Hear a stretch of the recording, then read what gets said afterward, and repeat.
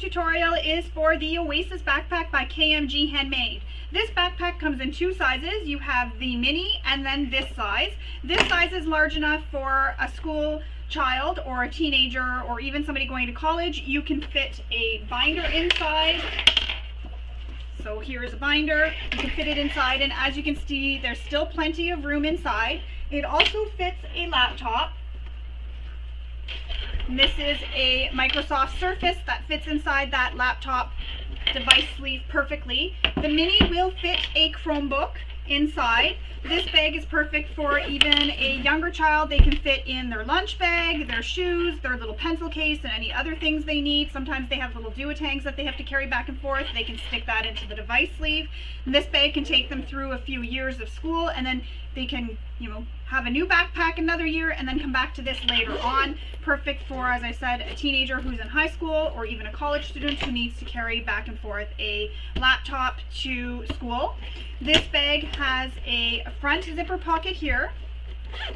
Then on the back you have this optional zipper pocket which can fit a phone, and it'll keep it nice and close and safe to your body. I'm just trying to push this in. My phone is a little bit too big, so it doesn't fit, but it will fit a phone inside, a smaller phone. My phone is quite a large phone, but it will fit a smaller phone inside, or you can put a little wallet inside here. It has the backpack straps, and I used parachute clips or sleeping bag clips for mine, but you can use your regular hardware, so your metal hardware for these, and I do show you how to do that or walk you through how to do that in the video tutorial, and I also show you how to install these, and it is written in the pattern as well for how to install it. It has a double zip for the top, so you can zip it nice and wide. Has a zipper pocket inside, and as with all KMGhandmade patterns, there is a key minder. However, if a pattern of hers or anybody else's that you make doesn't have a key minder, she does have a free key minder pattern on her site.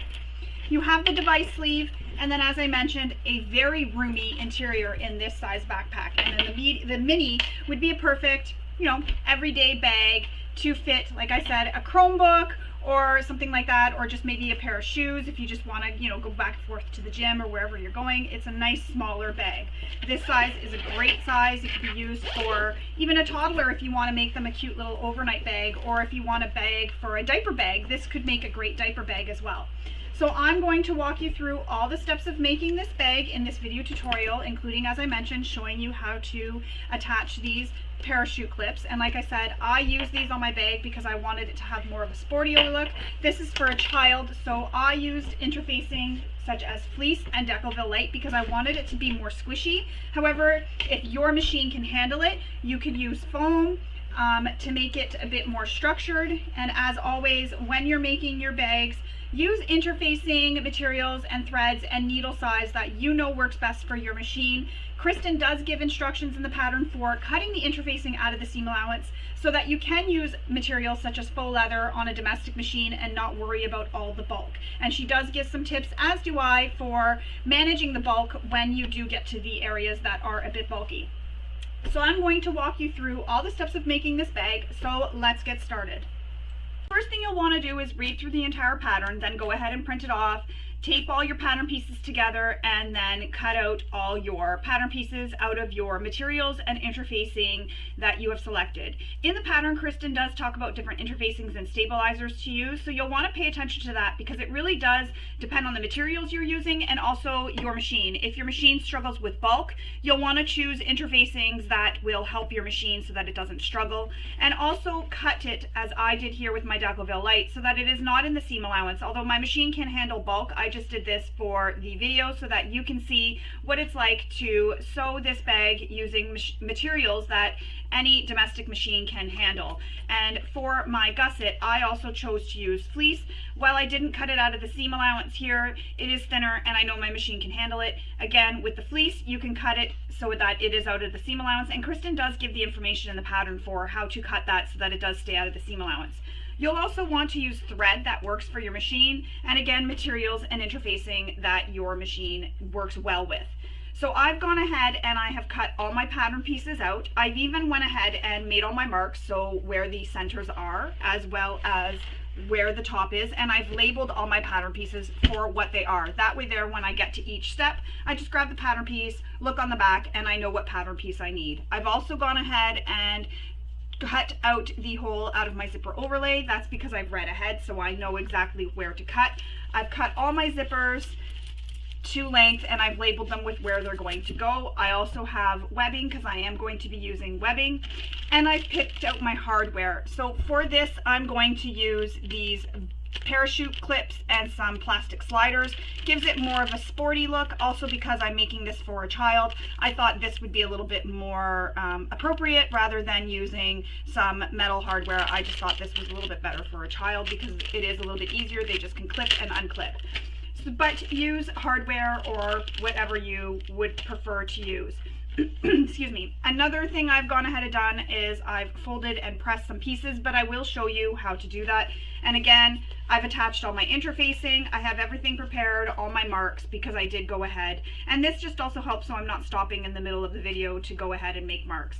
So one thing I do want to mention is in the pattern, when I am filming and giving all your instructions, I don't mention any measurements. I don't give any templates. I don't show any of the pattern pieces. I don't do any of that on video. I do it all off video. This is for protection of the pattern and for the designer, so it doesn't give away any pattern information. Even seam allowances, I don't say what the seam allowances are. So you will need to have your pattern open on either your phone or your computer while you're following along with the video so that you do know what the measurements are that I am referring to when we get to each step.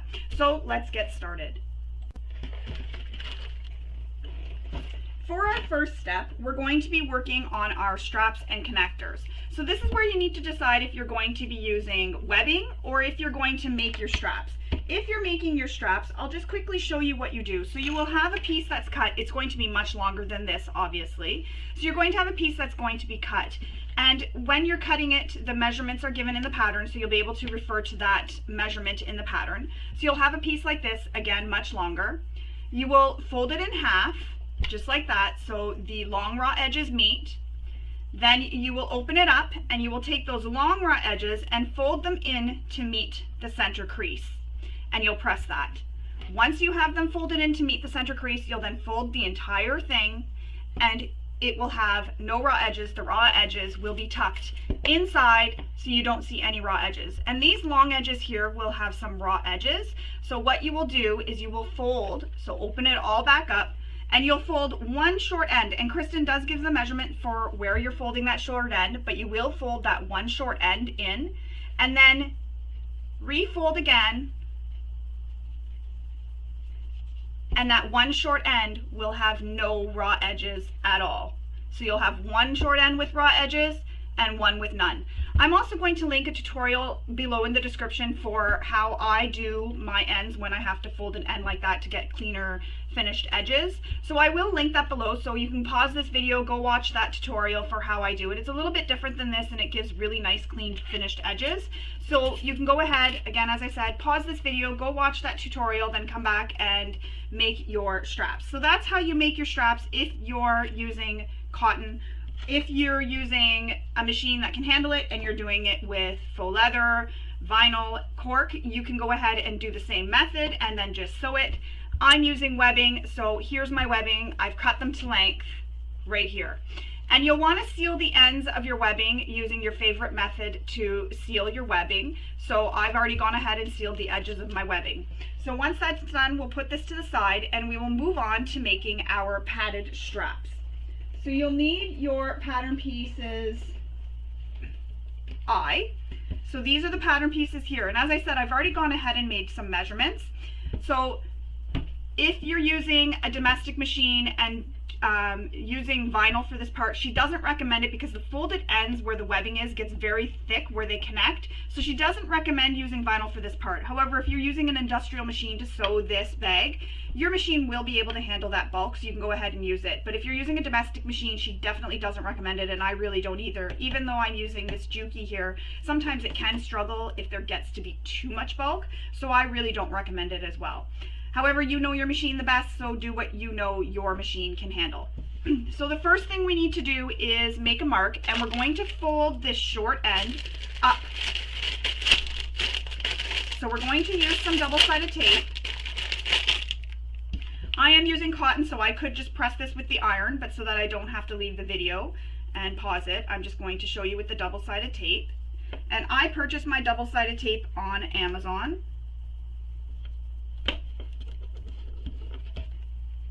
don't find it gums up my needle or anything, and if it does, I just take an alcohol wipe and I wipe it off with a little bit of alcohol, but it's nothing that really affects the sewing. So I'm just folding this bottom edge up with the measurement Kristen gives in the pattern, just like that, and I'm going to repeat that on this second one.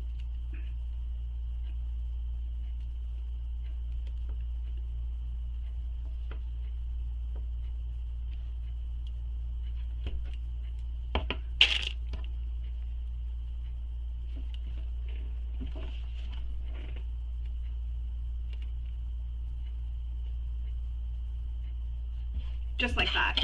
So both my short edges are pressed, so they look like that. You can see they're pressed. Now, with the wrong side up, we want to mark a line down the center of the piece, so the entire center, the whole length. So I've already gone ahead and done that.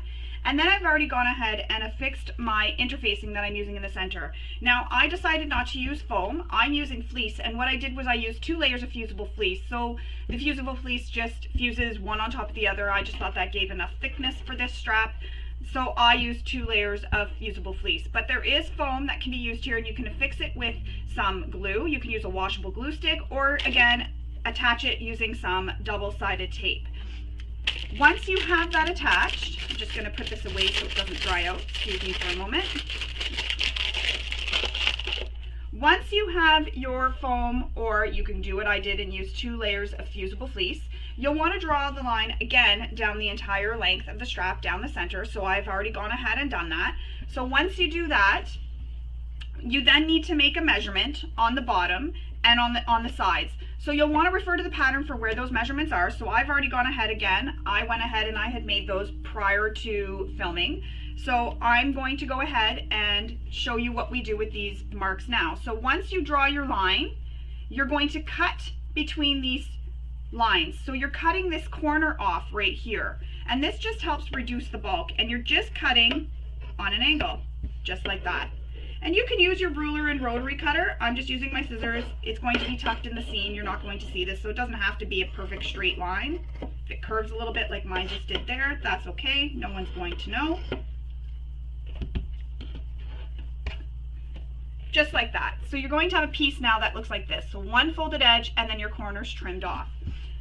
Once you have those corners trimmed off, we're going to fold these long edges just so that they go up to where your interfacing is. So your foam, or as I used, fleece. So we're going to press that edge up to that edge of the foam or fleece.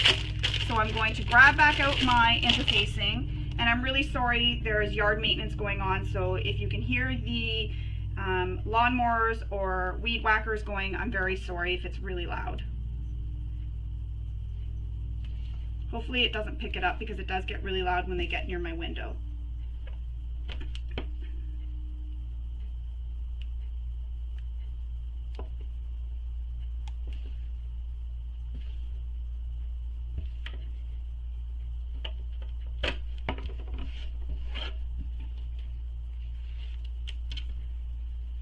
So we're just folding this so that it meets up against your interfacing that you attached in the center.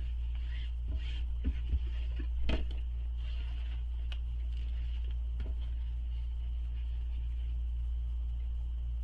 you're putting the raw edge of the padded strap right against it.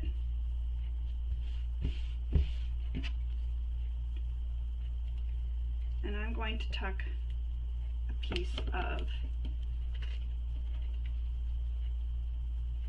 tape just along this edge too to help hold this down.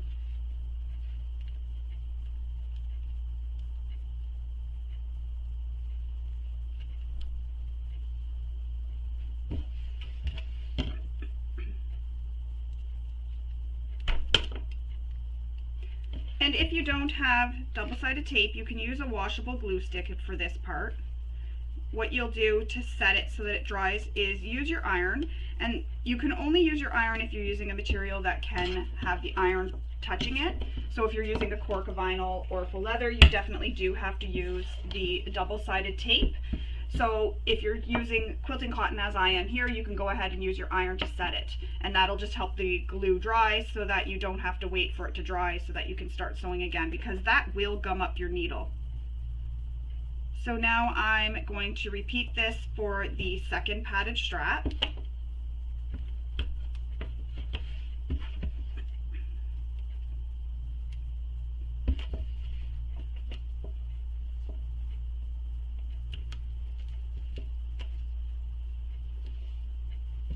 And this is another reason why I buy my double-sided tape on Amazon, because it is cheaper, and we do go through, I do go through a lot of double-sided tape.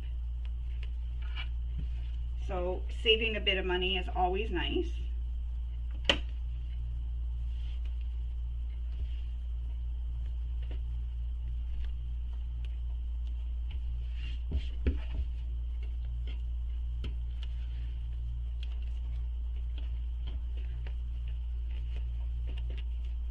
And actually, it was Kristen who first told me about this double-sided tape that I use.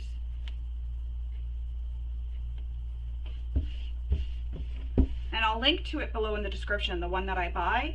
Now, I am in Canada, so you will need to look for it in your country because it could be different in your country. So now that I've folded those two long edges in, they look like this. And you have the one end like that. Now we need to take our webbing or our strap that we made, and we're going to add it to the center. And there is a mark that you need to make. So you'll want to refer to the pattern for where you're making that mark, and we're going to place some double-sided tape, it just doesn't want to come undone, down the center on both straps.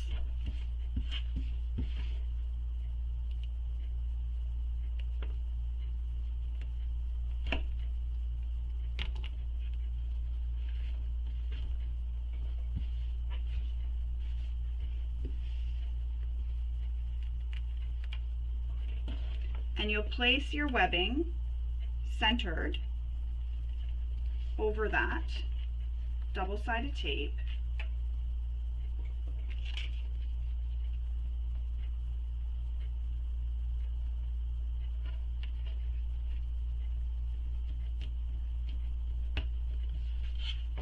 And then we're going to sew this with the seam allowance she gives in the pattern.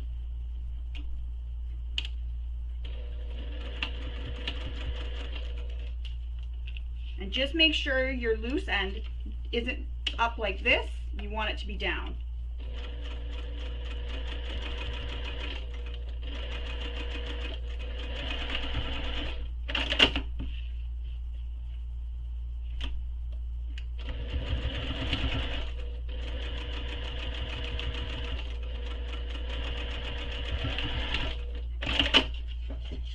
So that's how it'll look when you've sewn the strap.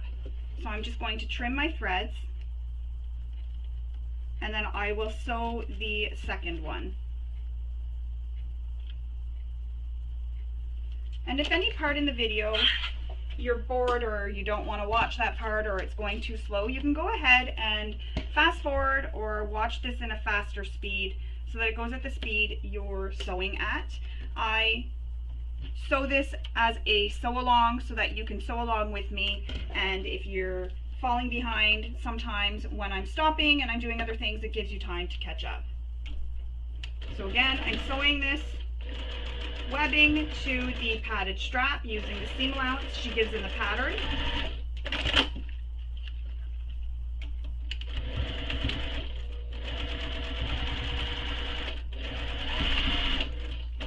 Back to what I was saying, I know when I'm not filming tutorials, I fly through patterns. I don't go this slow. This is because I'm trying to give you all the information and tips and tricks that I can. So I take my time so that I can really make sure I'm giving you a really good tutorial. and you're getting all the information you need. And I'm trying not to leave anything out. So the second one is done. Now we need to fold these folded edges in to meet that center mark we made. So just like this, we're going to fold it, I'm trying to get it to hold, and then fold the other one, and that's going to hide that interfacing in the middle. So what I'm going to do is I'm going to apply some double-sided tape down the length of the strap.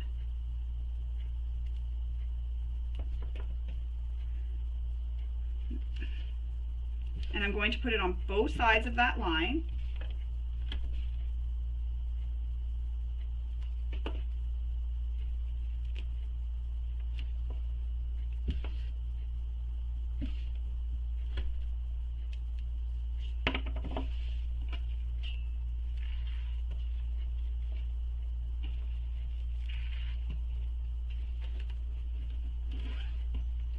And then you're going to fold this in to meet the center mark.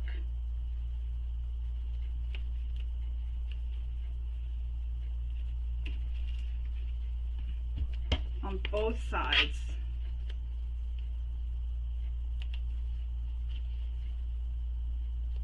And I'm paying special attention down here to where my stitching is, so that the stitching lines up as well.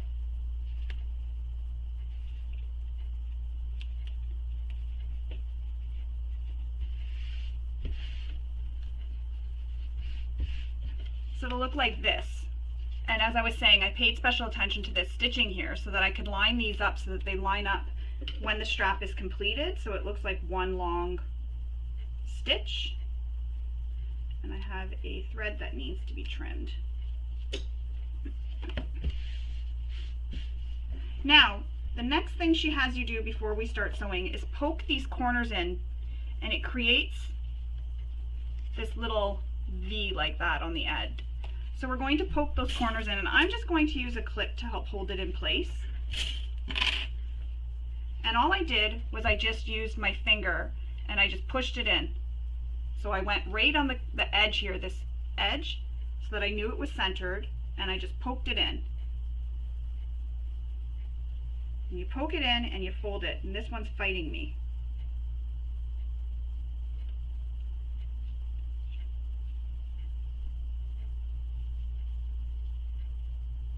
And all that does is it wraps it around like that. So you get it to look like that. I'm just going to fix that a bit. And if you have a turning tool, and actually the tape that I applied there is actually holding that, which is nice, because I applied tape all the way down.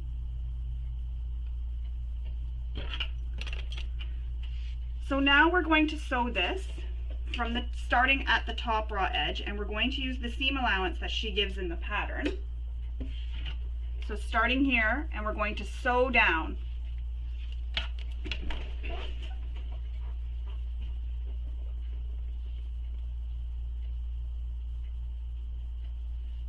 So sew this using the seam allowance she gives in the pattern.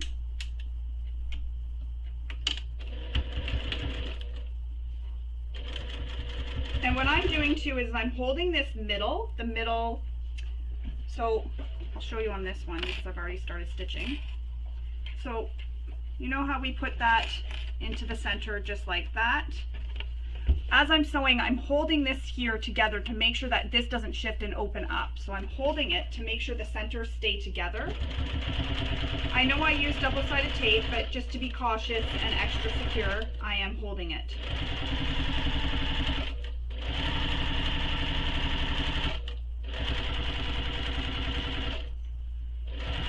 Now, because we poked in those corners, you want to follow that the way that is, and I have to loosen my stitch length, or shorten my stitch length here because it's going to be too long. And if you have to do that, don't be afraid to, so that you get right in that stitch. That's where she wants us to stitch, is right across those stitches we made previously when we top stitched our strap.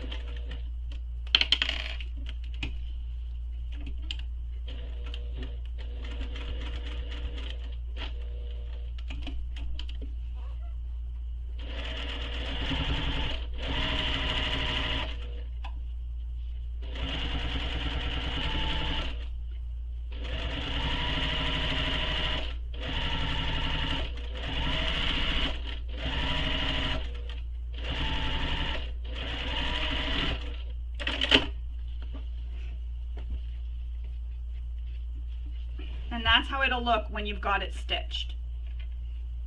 That's the right side, that's the wrong side. So now we need to do some more stitching. So we have another measurement that we're going to use. We're going to sew down the strap across and then back up.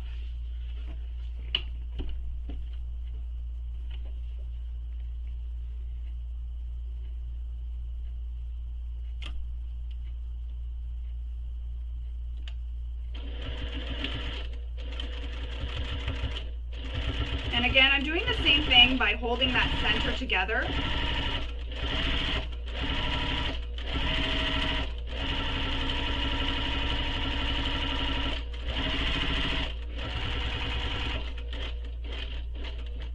And she has us stopping again in that stitching that we made previously.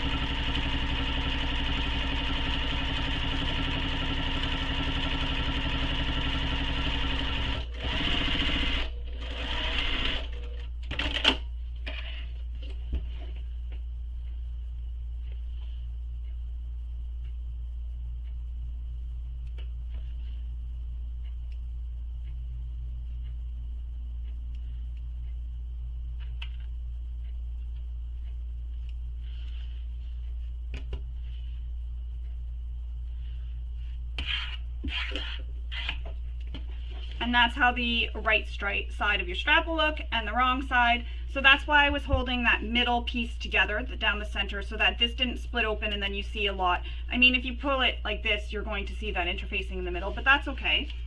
So that's how it looks. So now we need to repeat that for the other strap, and then once we have that done, we need to install rivets. And if you don't have rivets, that's okay, you don't need to install rivets. One thing you can do is go across and stitch across this bottom here where we did stitch originally. You can go ahead and stitch across that, and that'll just help secure this strap for you. So I'm going to pause the video, I'm going to sew my second strap, and then I'm going to install my rivets because you don't really need to see how rivets are installed. That's pretty easy to install. You just use your handheld press or your tabletop press, which is what I have, and you punch the holes and then you install your rivets. So I'm going to turn the camera off for now. I'm going to finish up my second strap and install my rivets, and I'll come back and I'll show you how it looks with the rivets. So now that I've installed the rivets, that's how it looks with the rivets installed on both straps. And again, if you don't have rivets, what you can do is stitch across these lines that we made, but you can also stitch at the measurements she gives for installing the rivets. Just start and stop in between your top stitching here on the edges, so go from the top stitching across to this top stitching, and that'll help reinforce where those rivets are, and that's if you don't have rivets. You can also use Chicago screws as well, that's another option. So just a couple options to give you if you don't have rivets or a rivet press or Chicago screws. You can go ahead and use these stitching. So I'm going to clip these two together, just so that they stay together and one doesn't fall somewhere on me, because sometimes that happens. And we're going to stick these to the side and move on. Our straps are done for now.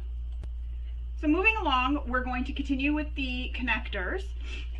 So for these steps, you need your connectors. These are piece, hang on, let me open them up, K, so you'll need two of them, there's two. So what we're going to do for these, before we continue, sorry, if you're using material, these are the steps you're going to follow. However, you can use your webbing to make these, so you'll want to follow the measurements given in the pattern for making these. So these are my connectors. So they're going to look like this. And what you're going to do is fold it in half, the same way I had shown you when you made the strap if you were making it with fabric. Once you fold it in half, you'll fold your raw edges in to meet the center. Once you have the raw edges folded in to meet the center, you can press this. If you're using material that cannot be pressed, you can go ahead and use some double-sided tape for that. Once you have them pressed into the center, your piece will look like this with no long raw edges. We will then stitch along the sides of the strap. So we'll top stitch these on the long edges.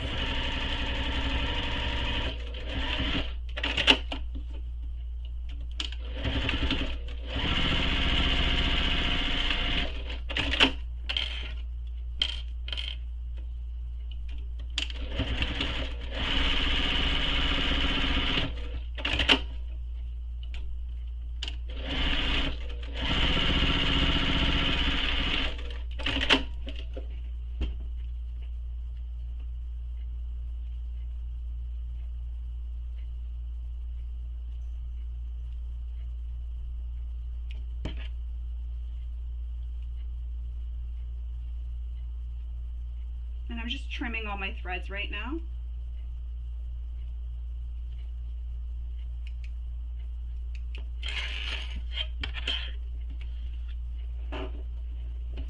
Just like that. So they'll look like this once you're done. Then you'll need to grab your hardware, and this is where I mentioned that I'm using these plastic parachute clips. So if you're using a rectangle ring, you'll install this the same way, except for it'll just be a rectangle ring. So we're going to take these parachute buckles and unclip and put these little pieces that look like forks, funny looking forks, to the side. And I like to keep all my hardware that I'm using for each bag in a little Ziploc bag. We're going to thread this through.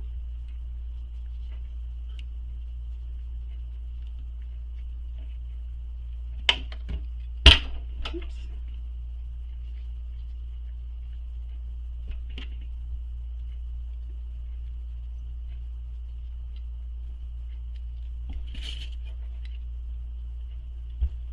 So just like that. And now I'm going to baste this edge here. Sorry, I'm pointing to the wrong side, on the side that I can see. This edge here, just to help hold it together, so I don't have to keep clips on it.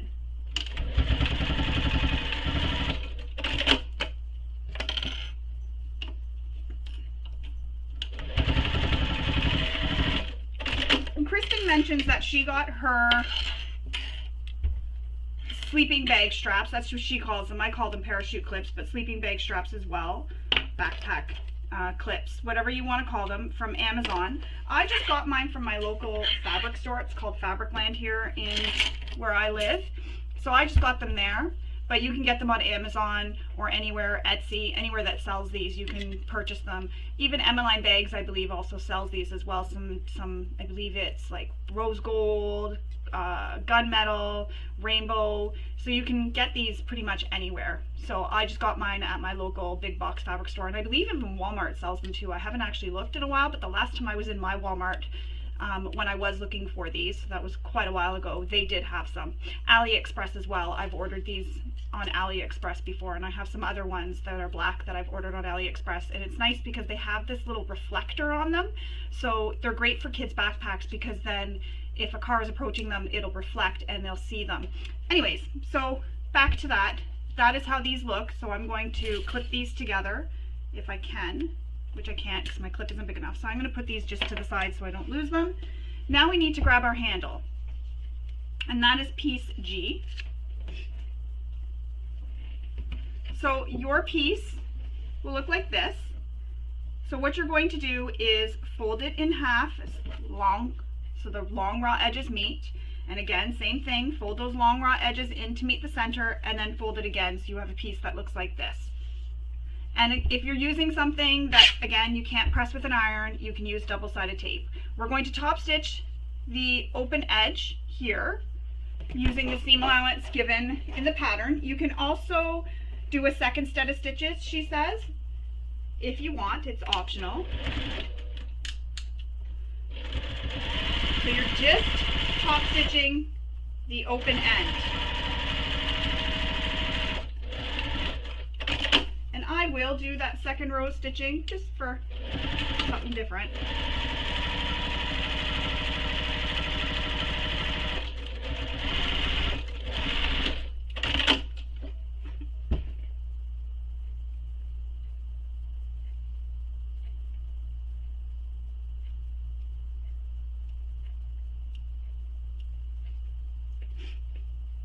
Again, just trimming all my threads.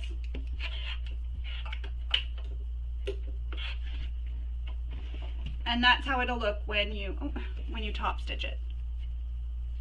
Mine's twisted a little bit, but that's okay. Once we get it into the bag, it won't be as noticeable. So I'm going to set this to the side for now. And now we're going to create our key minder. And I'm just putting this in a pile off to the side here so I don't lose it. So your key minder piece is piece M, and you're folding it the same way we did with the other pieces there, with our handle and our strap connector. So fold it in half, long raw edges meeting, fold those long raw edges in to meet the center, and then fold it in half again. And we're going to top stitch both sides using the seam allowance given in the pattern.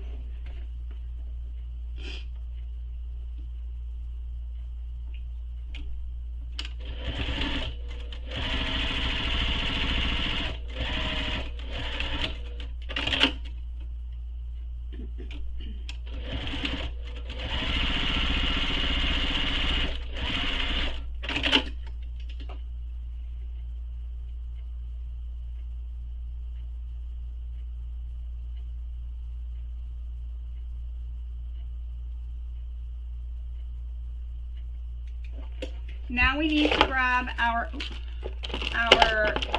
swivel hook.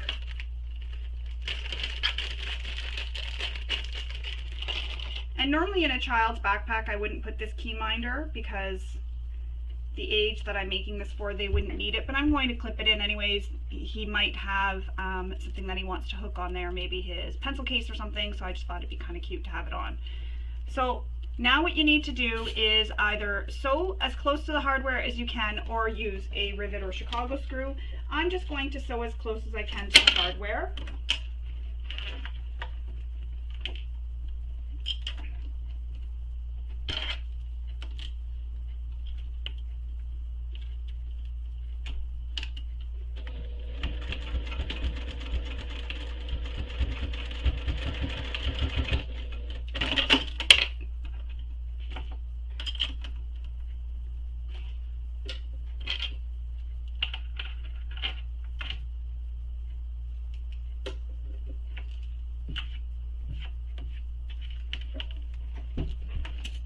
And it looks just like that.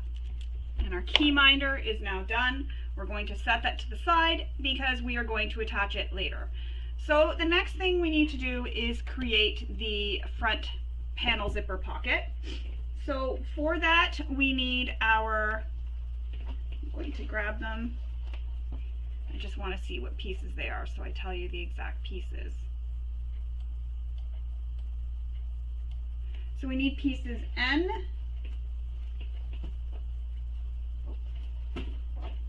we need the pieces C, sorry. Piece F, your zipper. So I've already cut mine, but she does give measurements here at these steps for what length to cut that.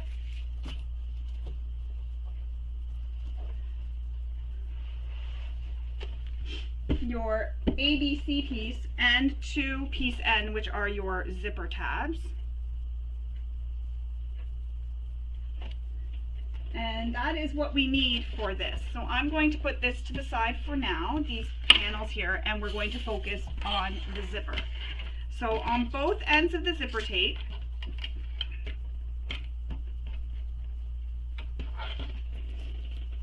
and I'm just going to make sure that it's cut right length. Yes, on both ends of the zipper tape, you're going to take a zipper tab. So zipper tab N is what it is. And you're going to place it so that it is right sides together with the right side of the zipper. So pretty side of the zip of your fabric against the right side or pretty side of the zipper. Clip it in place. Do that on both sides, so pretty side of the fabric touching the right side of the zipper. Clip it in place, and then we'll sew this using the seam allowance given in the pattern.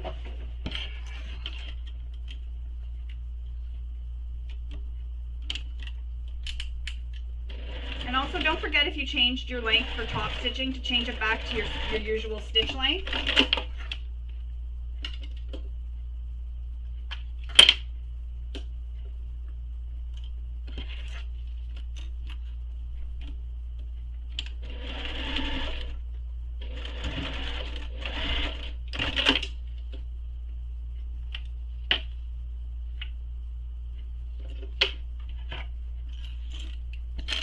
Now you're going to fold the tabs away from the zipper tape, so press them away from the zipper tape, and I'm just using my fingers to press it away. You can take this to your iron and give it a really good press.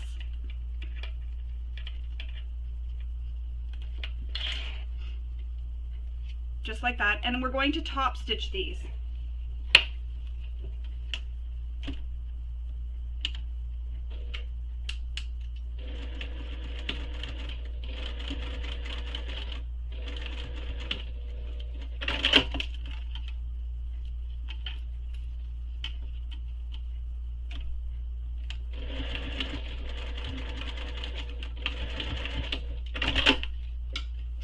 Trim all your threads.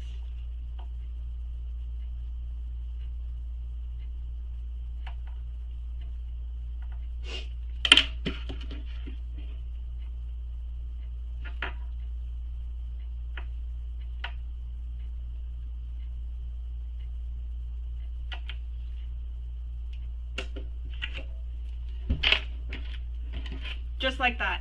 Now, if your edges are not flush with your zipper tape, go ahead and trim them so that they are even with your zipper tape, and I'm just using my scissors for this.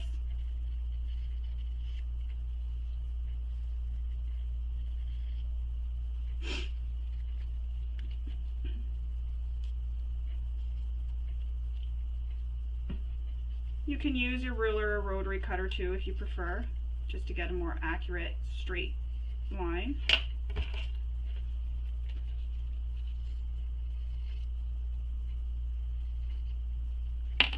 Or you could even mark the line and then cut on that line.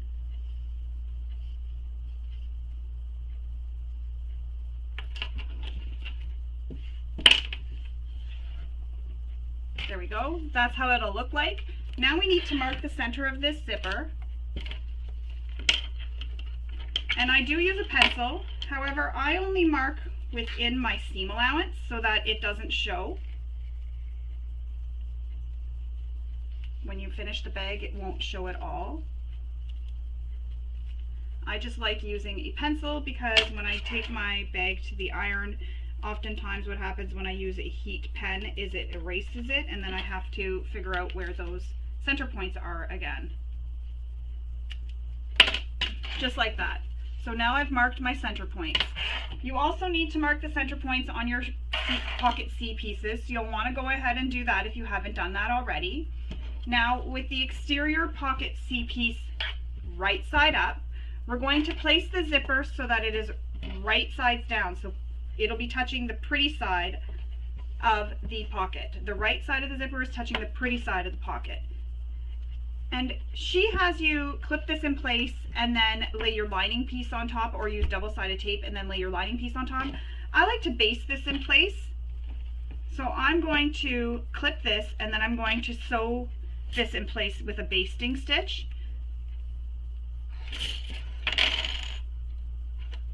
This just saves a little bit on the tape and secures it, as what you're doing with the basting tape is or the double-sided tape is you're basting it, you're helping hold it so the layers don't shift. But I just like to run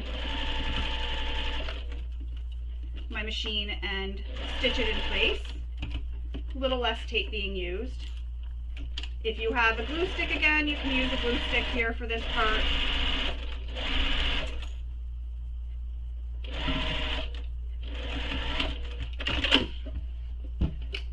And I use a smaller seam allowance than the seam allowance we're going to be using when we stitch this together so that it won't be seen, these stitches aren't seen.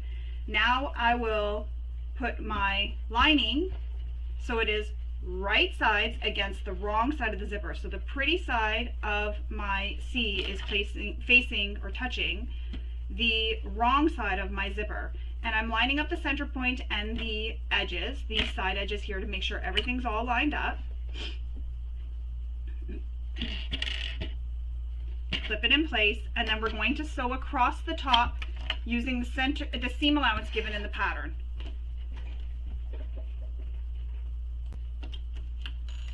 And if you have to, switch out to a zipper foot if your foot is going to be too wide for this. Oops.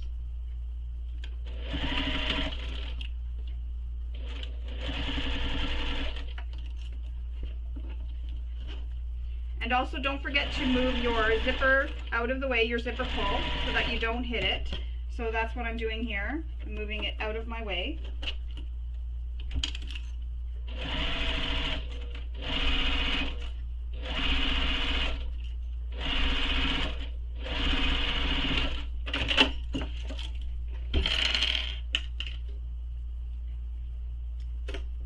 Now we're going to press this so that the wrong sides are together, and I'm just finger pressing here. So line up your raw edges and then press it. So I'm going to take this to the iron and give it a nice press so that this is pressed. When you're pressing, avoid pulling on your zipper like this.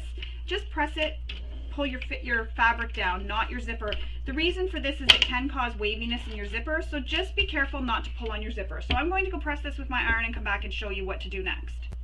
So now that I've pressed this, we're going to top stitch this top edge here using the seam allowance given in the pattern.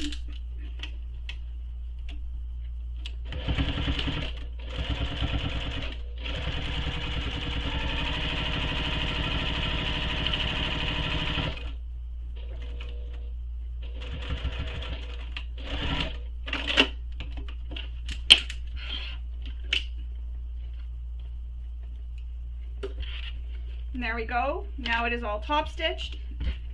Now we need to attach this to our panel. So take your ABC front panel, and we're going to align the bottom curved edges and pin it in place. Now the zipper tabs will overhang, and that's okay. We'll trim those later.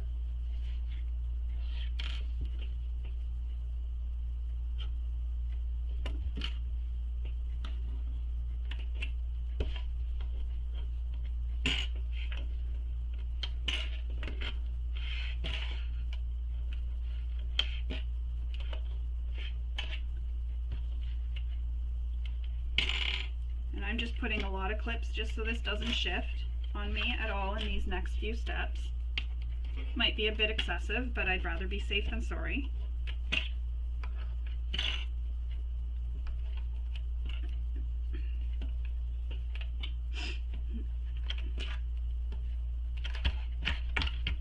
Alright, so that's what it's going to look like. Now we need to take our F piece, and you're going to lay it down so that it is wrong sides up, and you're going to line it up with the top edge of the zipper. So this, the part of the zipper that has nothing sewn to it right now, so this edge here, and you're going to line it up with that.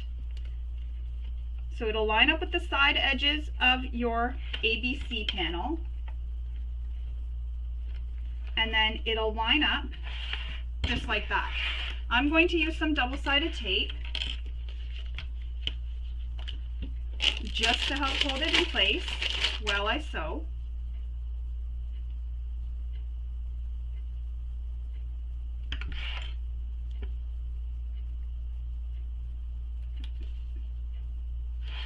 And another thing I'm going to do is add some double-sided tape on the back of my zipper as well. This will help hold it to the panel so that it also doesn't shift while I'm sewing.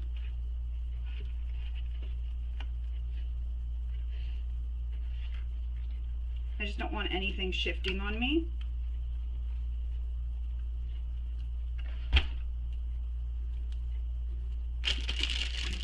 Also, I'm using a material that I don't want to use pins on. You can't really use pins. If you're using all cotton for this, you can go ahead and use some pins to help hold it in place.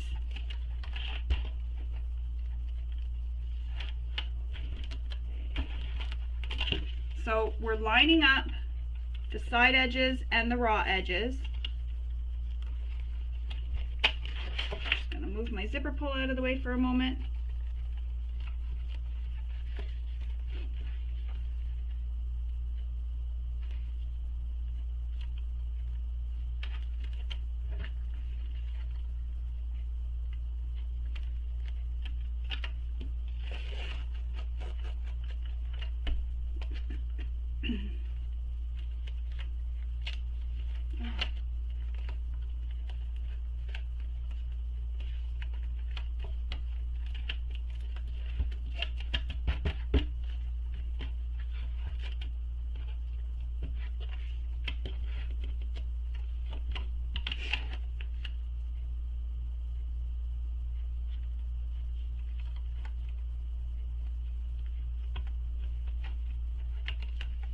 I know this is taking me a little bit of time. I'm being a perfectionist here, trying to get it all lined up perfectly. There we go. Alright, so now we're going to stitch this using the seam allowance she gives in the pattern.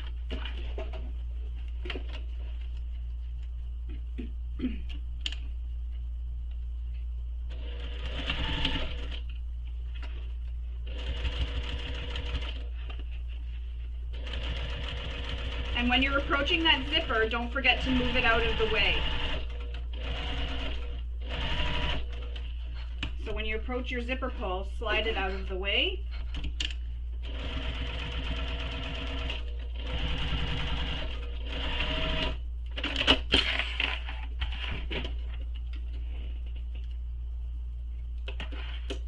Now on the other end here, she has you draw a line.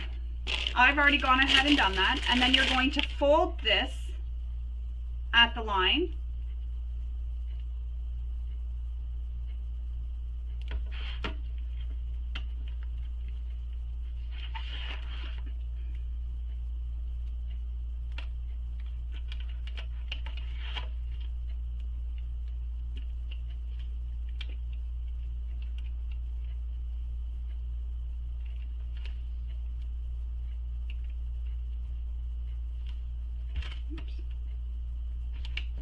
So I'm just using some double-sided tape here, and we're going to fold it to that line we made.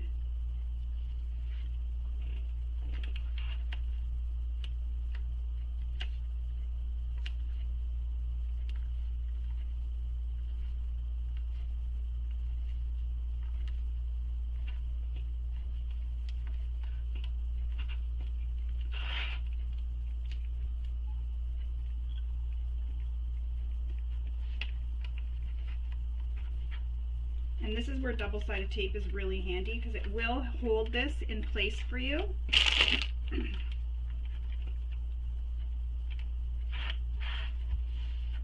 So it'll look like that. And then we're going to fold this up, and you're going to take this raw edge here, and it's going to butt up against the raw edge at the top there. So this raw edge here, if you can see here, this raw edge will butt up with this folded raw edge. So I'm just going to apply some double-sided tape again. It's a lot of tape here. This is just going to help hold everything in place for me.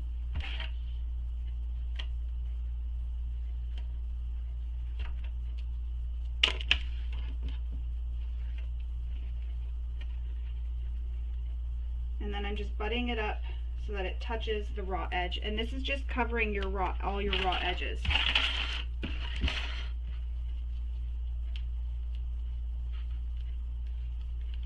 So we're concealing the raw edge at the top here by putting it right up against that raw edge.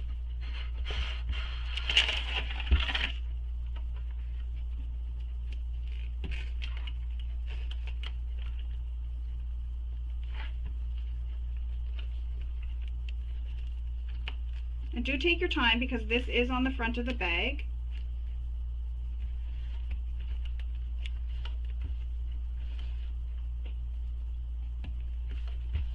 So you do want this to look nice.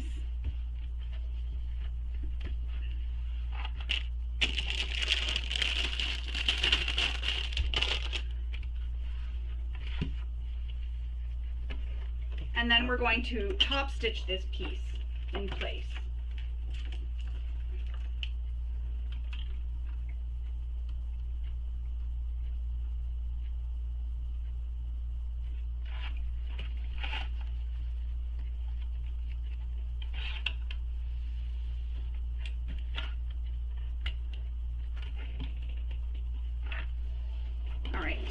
So now I'm going to top stitch this.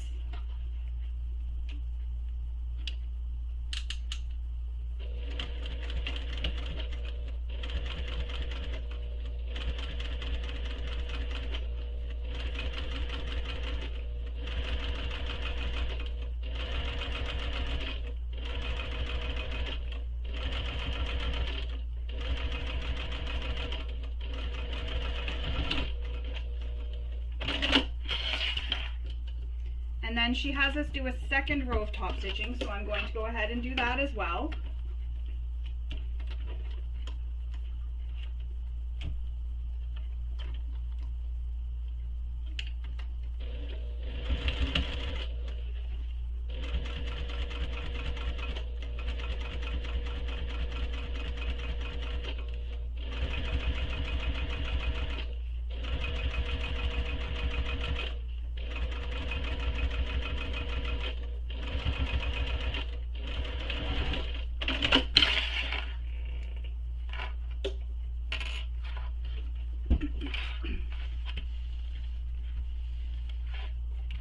So now we're going to, oh sorry, it looks like this once you're done. So you can see the little zipper underneath, it creates a little zipper flap. Now we're going to baste these curved edges.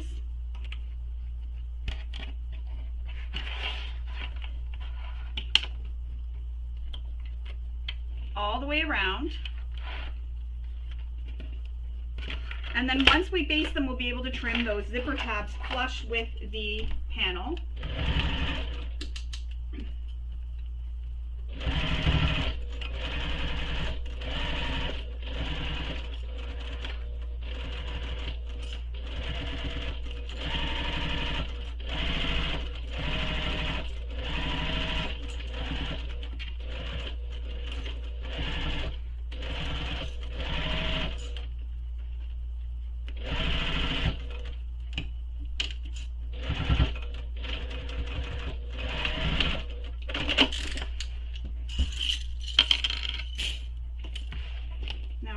trim my zipper tabs so they are not overhanging anymore.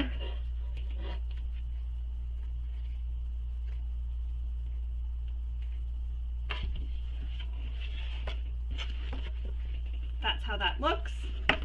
You lift this up, you have a little zipper pocket hidden underneath this little flap, just like that. If you want, you can add a little logo here. Don't forget to add it if you're adding it up at the top. If you want to add it onto the pocket and you want to stitch it on, you will want to do that before we attach this pocket or even before you baste it. So you can go ahead and do that and then just fold this away and add your logo here so that you're not putting it right through all your pocket layers so you don't lose part of the pocket. If it is a logo that is one that has the prongs, you'll actually only want to attach it through the exterior only, and don't forget to use some interfacing behind it to help give it some extra security and stability, and then apply some duct tape or some interfacing over top of the prongs just to help it from wearing through the materials over time. But so go ahead and attach your logo if you're attaching it up here. I'm not attaching any logos, so we're going to move on. So these next steps are optional. They are not steps you have to do. However, I'm going to show you how to do it. So we need our back panel ABC. We also need our piece Q, and we need our zipper for this pocket. So my zipper is called the back pocket zipper, and these are what we need for this. So there are some marks that you need to make, so you'll want to go ahead and make them. Oops, I'm trying to find, I made marks already, so I've got to try and find them. So the marks that you'll want to make are on your Q piece, which I already did. I made my marks there, and I also marked where the centers are. So I've gone ahead and done that. So once you get all your marks made, you're going to lay this panel so it is pretty sides touching the pretty sides of the back panel ABC, and you're going to line up the center mark. So you're lining up the center mark on the side. Clip it in place. And then I'm going to use some pins here just to help hold this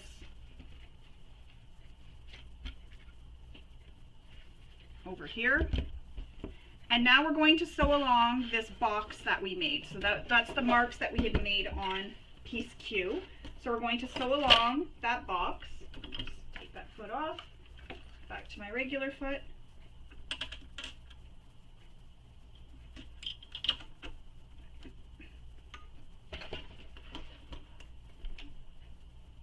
And when you're stitching, you're just stitching the long lines. You're not stitching the ends. So you're not creating a box. You're just stitching the long lines. And I'll show you what I mean once I get this stitched.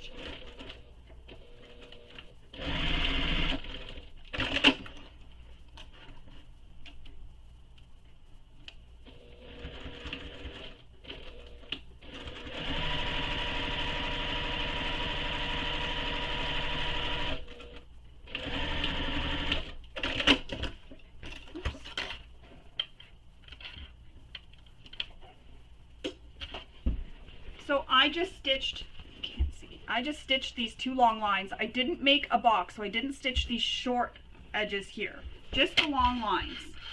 Now we're going to cut into the center, and I just start that with my seam ripper. And then we're going to cut up, and then you're going to cut V's at those ends. And that's why I like to draw the line here, so I know where to cut my V. And I know where to stop. Be careful not to cut into your stitches. If you do, you can just go stitch right over them again.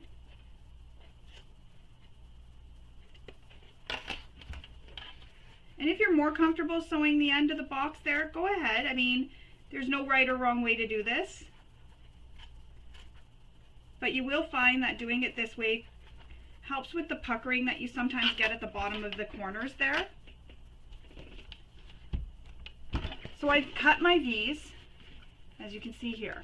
Now I need to remove these pins. We're going to push this through to the other side. And what I like to do, just some little extra tips because I'm going to take this over to my iron and give it a press. But before I go to my iron, I just wanted to show you what I do. I like to fold this over and press it here and give it a really good press this way. Then I flip and I fold this side and I give it a really good press this way.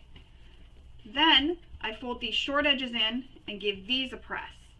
Then I'll push it all the way through, and when it's pushed through, so I'm just going to show you, when it's pushed through, I find that because I've already given that side a really good press, it makes it easier for turning this side and pressing this side again, and you get a really nice, clean, crisp press. So I'm going to go and press this with my iron, and then we'll come back and we'll continue making our pocket. Alright, so my pocket is pressed so that it is onto the wrong side. Another thing I wanted to show you to help get this pocket pressed nice and flat is using some double-sided tape.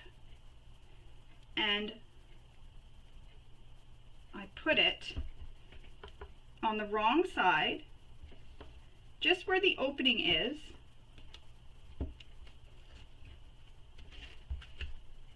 on both sides. So you're going to do it on the wrong side, so the side that your interfacing is on, you put it on that side. And again, it uses a bit of double-sided tape, but to get a really nice, crisp, clean finish, I feel like this is worth it. Another thing is this pocket is being sewn, so it is going to be on the right side of the bag. And if you prefer to have the pocket on the left, just do this, all the steps, but put it on the left side of the bag. So as you can see, that double-sided tape just pushed that down so that it's nice and crisp, and it keeps it pressed down for me.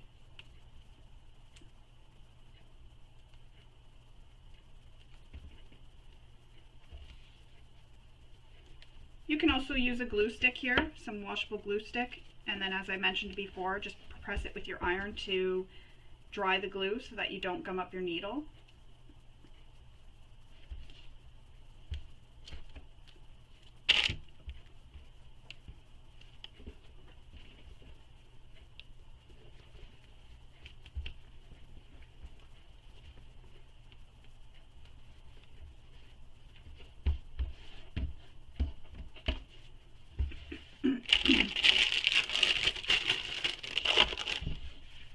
And that is how it looks from the right side and then the wrong side. So I'm going to stick a pin here just to help hold this over so that it doesn't flap over to this side when I'm sewing my zipper in. And then clip it.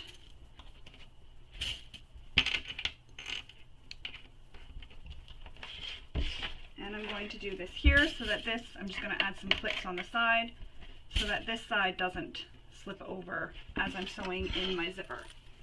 So you need this zipper. The measurement is given in this pattern for what length to cut it, so you'll want to refer to that. Add some double-sided tape to your zipper, and then we're going to center the zipper in that zipper. I can't find where the start of the tape was. We're going to center the zipper in that zipper pocket opening, but you want your pull to be closed in the position so that it is up. So when it's closed, the zipper is up.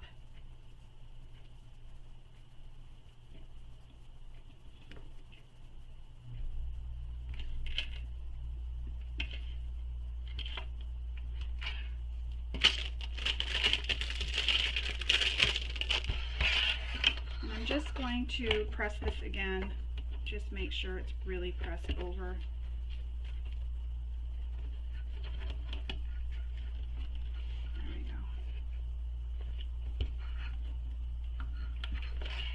Now we're going to take the zipper, as I was mentioning, pull off the tape backing from the double-sided tape. And again, your zipper will be like this, so when you're pulling it closed, you're pulling it up. When you're opening it, you pull it down. So you want it to go up. And we're going to center it in this zipper pocket opening.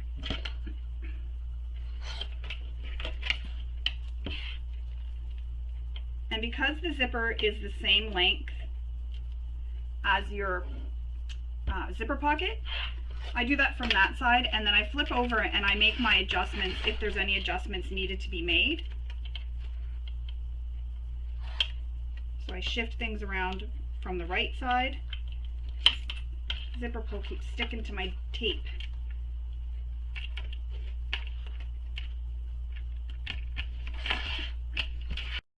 So now I'm going to stitch all around the zipper, around that box. And if you're worried about back stitching, what you can do is, I'll show you here, is leave long tails. And then we'll pull them through and tie them off. So we'll pull them to the back and tie them off. So don't back stitch. I almost back stitched, even though I said don't back stitch.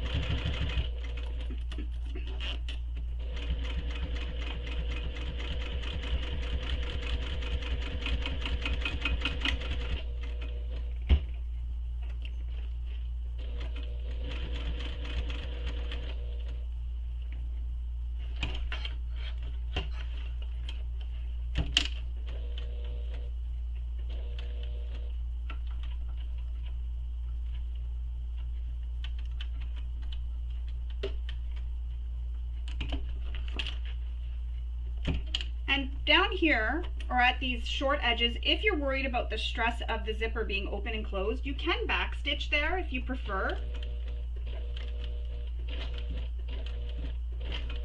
I often like to, especially when I know I'm making this backpack for a child, I like to back stitch just to ensure that as they're pulling on the zipper, they're not going to pull the zipper off.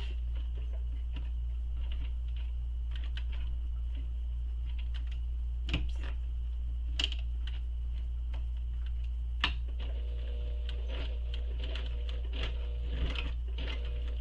So that's the only place you'll see any back stitching is right there.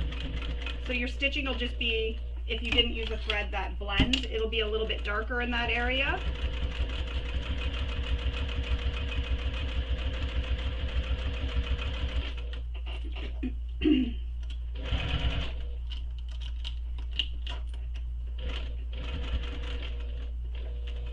And I guess because I'm showing you how to pull them through and tie them off, it's not really necessary if you started instead at the top here, but I did want to show you how to do that for those who don't want to have any back stitching at all around their zipper pocket.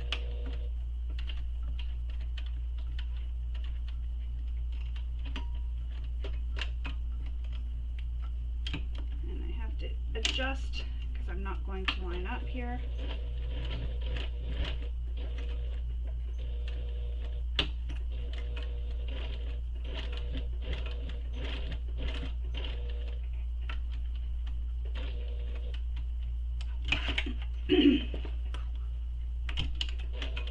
And then when you're stitching, when you're doing the not back stitching at all, you'll stop right in the same hole that you started in, and then you'll pull your threads through to the back. So what I do is I just pull on the one thread that's back here, and then that causes a little loop. Usually I use my seam ripper to grab at this, but I'm just using the end of my scissors. And then take them and tie them off. And what I'll do is I'll just put two threads together so I'm not tying individually. This is all tangled. And you can use this anywhere that you don't want to show any back stitching at all. You can use this method anytime. It's also good if you make a mistake and you have to go back and fix something. It's also a good method to use, say, if we're doing top stitching on a bag and your top stitching accidentally went a little bit wonky. You can just unpick a few stitches, pull your threads to the back, tie them off, and restart and do this same method. I've had to do that a few times, and because you end up tying it off and it goes through to the back, nobody sees it. So that's how that'll look, and I've tied it off in the back. Now again, I do have back stitching up here. That's okay, because that will add some security to the top of the zipper and bottom of the zipper, because as I said, sometimes when you're making this for a child, they can be a little bit more aggressive, not as gentle. So that just adds that extra security up here and down here when they're opening and closing the zipper. I'm going to remove my clips. Can't forget these. Now we're going to pull the top of the pocket over to the top of the zipper.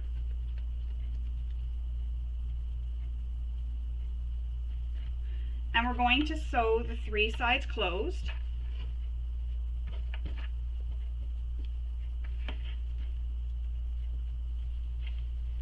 And we're not sewing through the panel at all.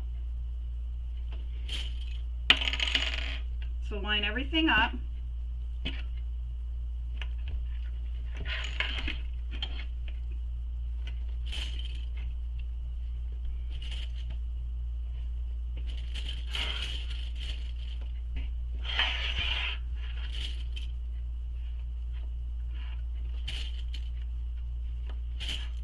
And as you can see, I marked where my top is so that later, because I made marks that we're going to need for later, I'll know where the top and the bottom of my panel is.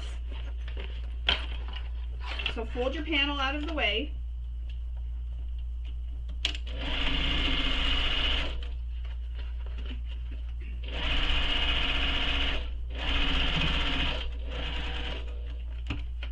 Again, folding my panel out of the way because I don't want to stitch through my panel.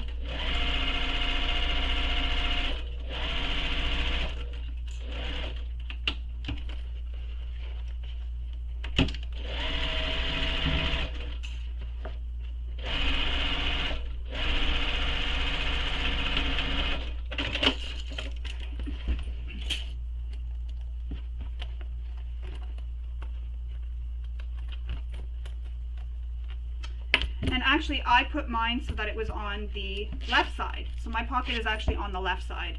So that works out. That's okay because it just showed you that you just repeat everything and you have it on the left side. So now we're going to move on. So moving on, we're using this same back panel. There are some marks that you need to make, so you'll want to refer to the pattern for making those marks. And once you have the marks made, just as I do here, I have them marked on the top and on the bottom as well, you'll want to grab your handle, and I just need to find where my handle went. Oh, you'll need to grab your handle and your strap connectors as well.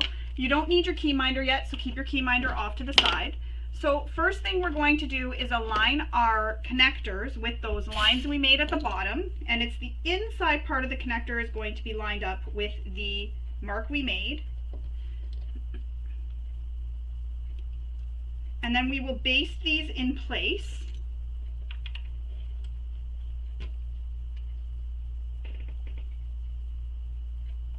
So you're lining up the raw edges of the connectors with the raw edge of the bottom of the back panel.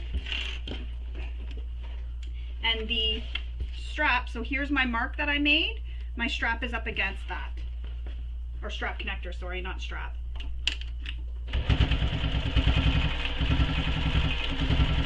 And I'm just basting these in place, and I like to back stitch over it a few times just to help really secure it in place. Just like that.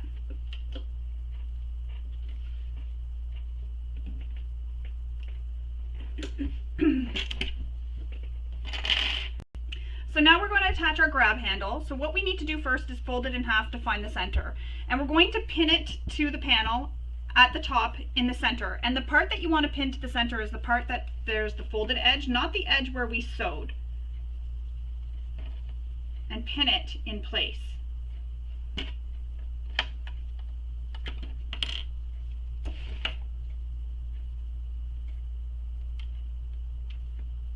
Oops.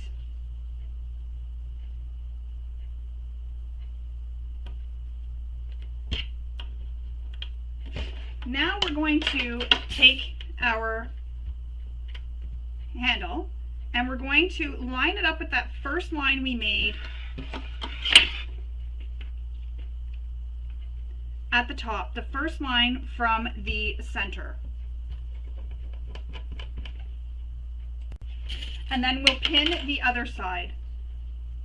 And again, there are marks that you made, so you're lining it up with those marks and the measurement, so you'll want to refer to the pattern for where those marks are. And basically we make a little M at the top because we have it clipped in the center and then we have it clipped on the sides, just like that. So I'm going to stitch this in place.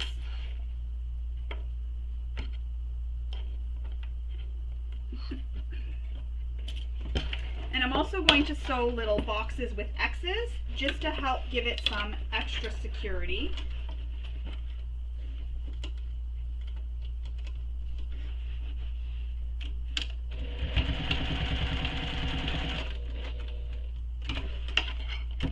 And these boxes won't be exactly really pretty. They won't be, because they're going to be covered up, so I'm not super concerned with how pretty they look or how pretty my stitching is here.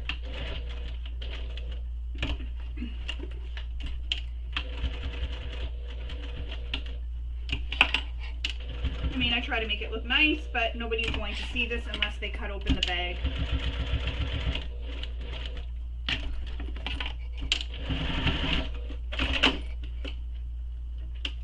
And I'm going to repeat that for the other side.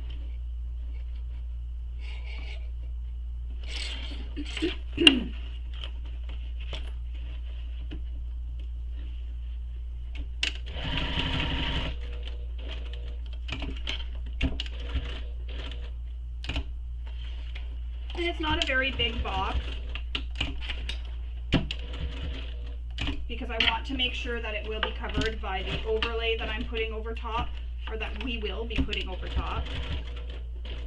This just adds some extra security here at this handle. So it'll look like that. So we move our clips, we have our handle attached. Next, we need our padded straps.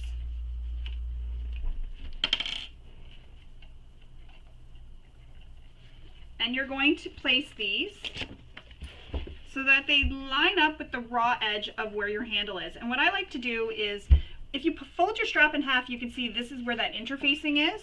And that's, to me, what I would call the wrong side. So I'm going to have that facing up so that when you wear the backpack, those are against your body and you don't see it. So I'm going to clip this in place.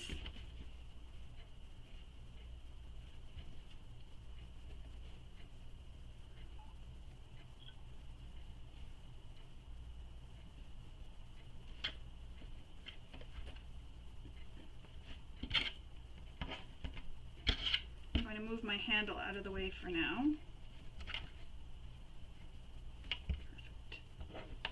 Perfect. Just made sure it was all lined up. You can also use some double-sided tape here to help hold it in place.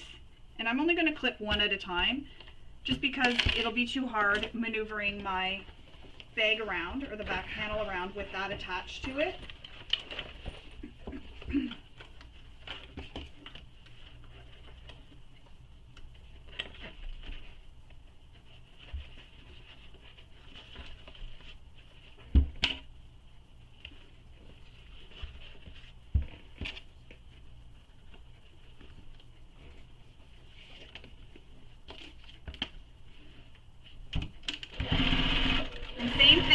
I'm going to sew a box with an X.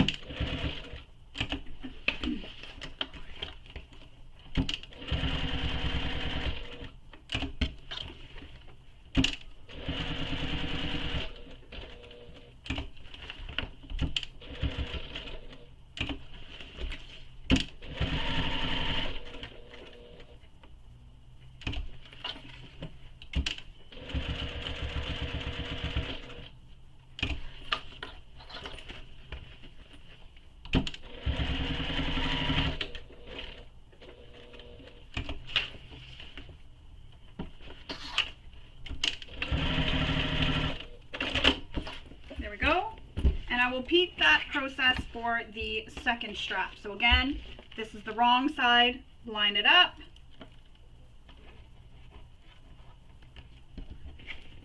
And I know it's up against my handle, so I'm moving my handle out of the way to add that second clip.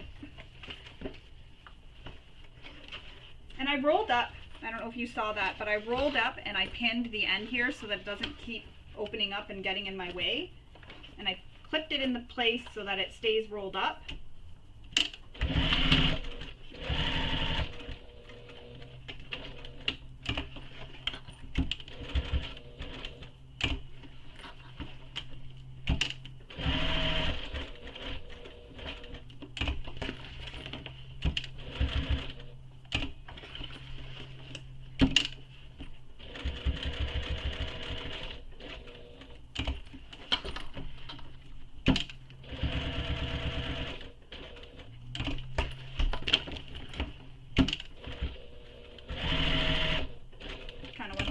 There.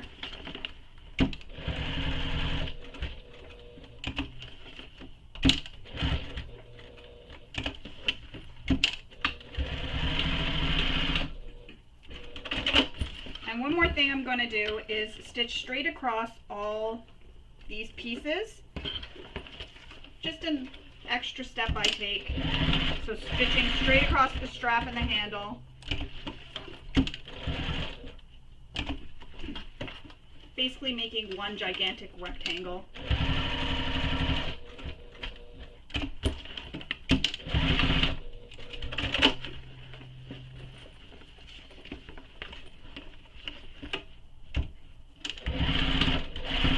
It's a lot of stitching, but it adds some extra security.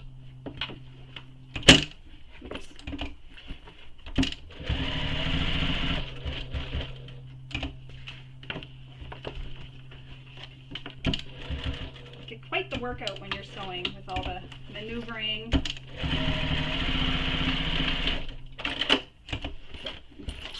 Moving things out of the way, your arms get a good workout. Trim my stitches, my threads I mean, not my stitches. And we have our backpack straps attached.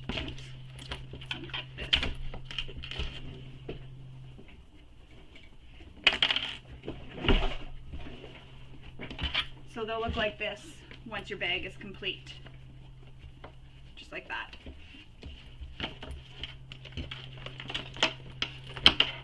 For the next steps, we need to make some marks again. So you'll make your marks as given in the pattern for your overlay.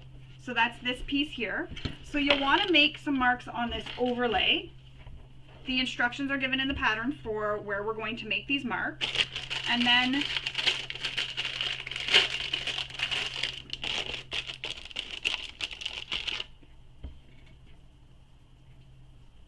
use some double-sided tape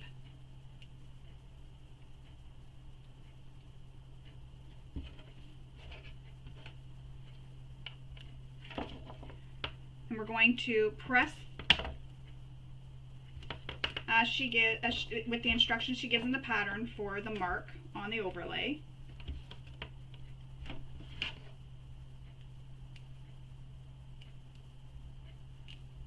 So again, refer to the pattern for the measurement that's being used here. Oops. I had already gone ahead and pressed this all.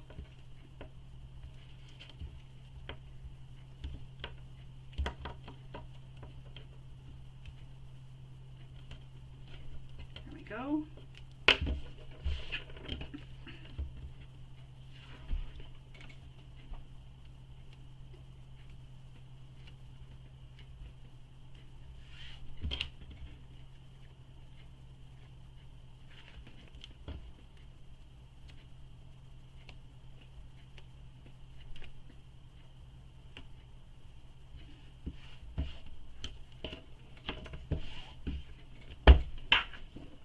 That's how it'll look when you've pressed your raw edges under. Now you may have used a material that is non-fraying.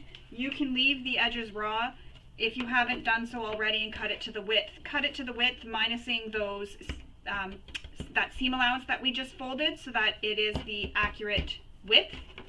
So now, as I was mentioning, there are marks that you need to make down from the top. So you'll want to make those marks now, and then marks on the center of your overlay. So you'll also mark the center. And to do that, I'm just folding it in half and creating a crease. And I'm pinning this at that mark.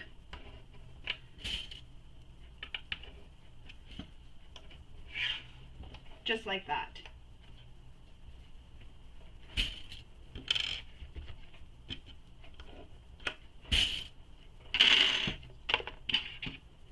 Now, if you want, besides just pinning it, you can add some double-sided tape here. That'll help hold this in place as you sew. Or you can use some pins. So I'm going to place a pin here.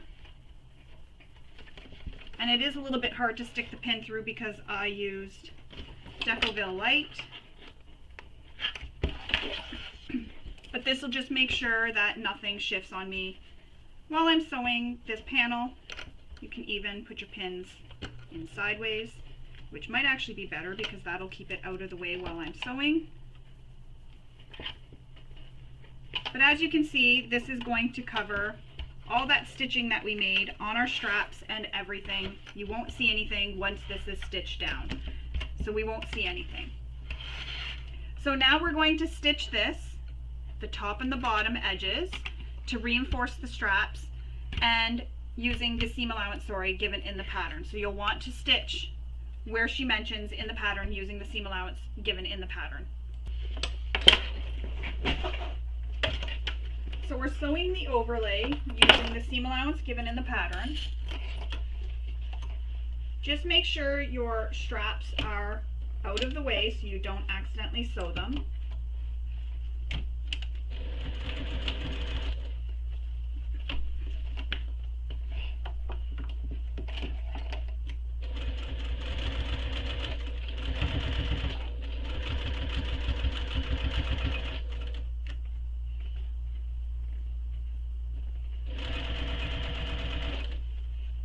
Also, when you're going over where the straps are, just make sure that everything is straight.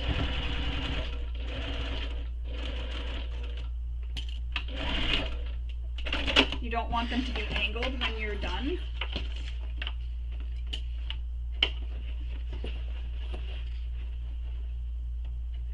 And again, I'm rolling up this bottom end here, and I'm going to clip it all in place so that I don't have to worry about it being in my way or holding it.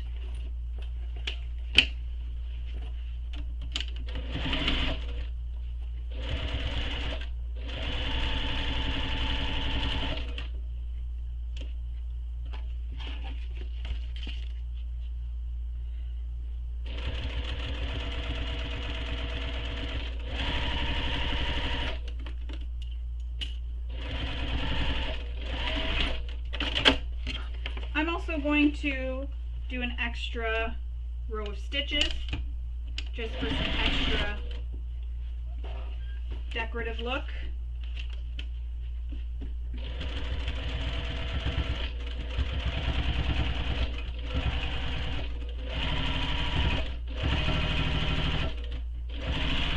And she also has you sew a box where the handles are and straps are. So you'll want to refer to the pattern for that, to fill that box through this.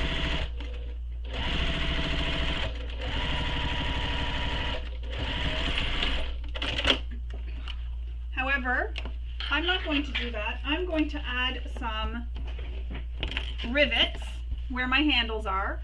So I'm going to punch some holes where the handles are, put some handle is, put some rivets there, and then where the padded straps are, I'm going to put some rivets there as well. So I'm going to pause the video, go and attach my rivets, and then I'll come back and I'll show you how it looks. But if you don't have rivets, you can go ahead and sew a box as directed in the pattern. Alright, so I've installed some rivets instead of doing the stitching, or you can do the stitching and install the rivets too. That's really your choice. So there it is. Now we need to attach our slider and our strap to our rings. As I mentioned, I'm using these sleeping bag clips or parachute backpack clips, whatever you want to call them. So I'm going to clip these onto my bag. slide my slider on. And some of these parachute clips have a locking on them. You'll want to check to make sure, because if they do have lock when you slide them into here and then like this, what happens is it grabs it and it stops this from sliding out. So if yours do have that, you don't need to add this slider. Mine don't. Well, they look like they're going to, but they don't. I tried it out and they don't lock. So I'm adding the slider just to help make sure that these can be adjusted to the length needed, and so that it also doesn't fall off. This will help hold it in place.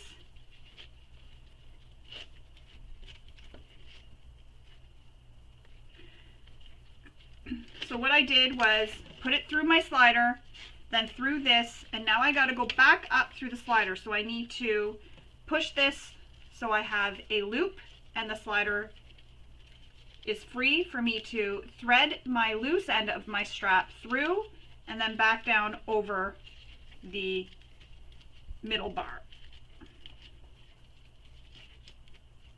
I'm going to unclip this for now.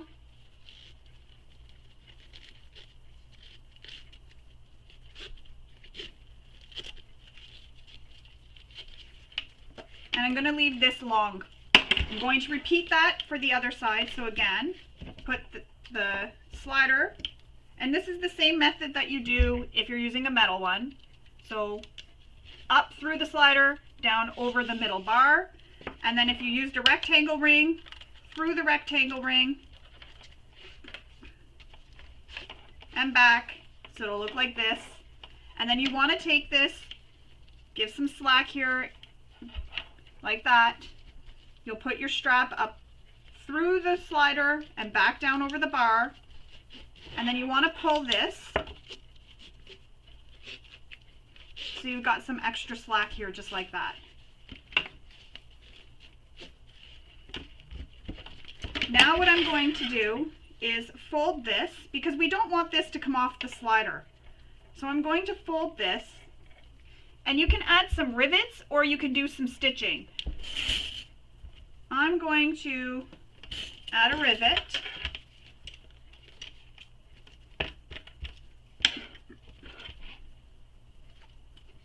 And I'm just making sure I'm folding it so it goes the same way. And I'm folding it the same width as well. And I'm folding mine over 3 times. So I did it 3. So 2 times. So I folded it down, and then I folded that over to cover that raw end. And I just add a clip.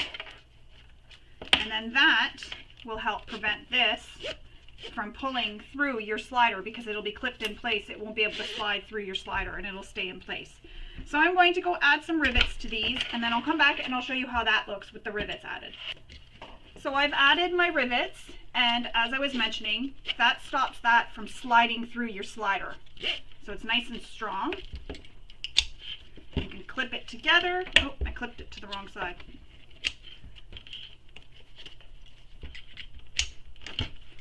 And that is how it is looking for now.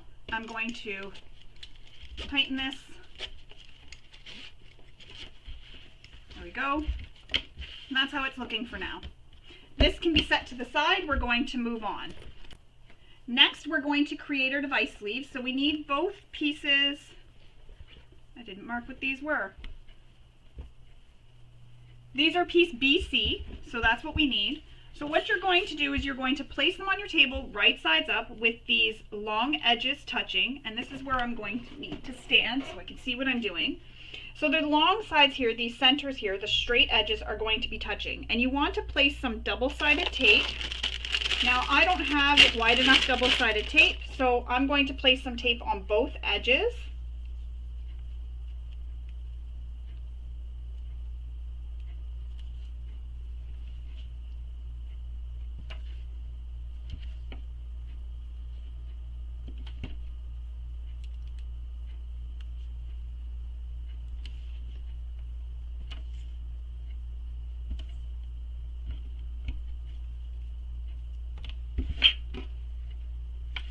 Remove the paper backing.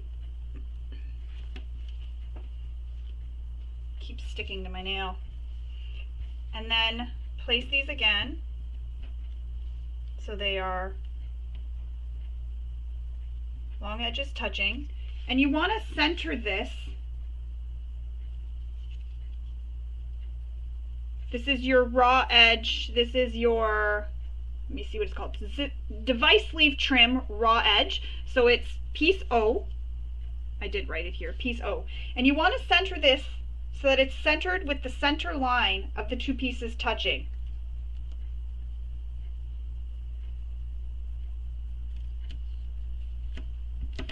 Oh no, I'm trying to get it to stick together a little bit because everything keeps slipping on me. There we go. Okay, so we want to center this.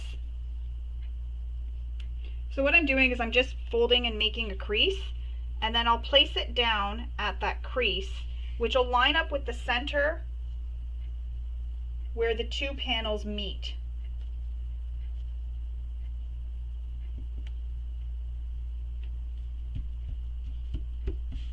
And what you could do is flip it over and just check that the two panels have lined up. And if they didn't, you can make some adjustments. Just like that. So it's going to look like that right now. Now we're going to top stitch these pieces using the seam allowance given in the pattern. And before you top stitch, what you want to do, if you have a label, is go ahead and add it now. So if you have a fun little label or anything that you want to put in, go ahead and add that where you want it. And then we'll top stitch.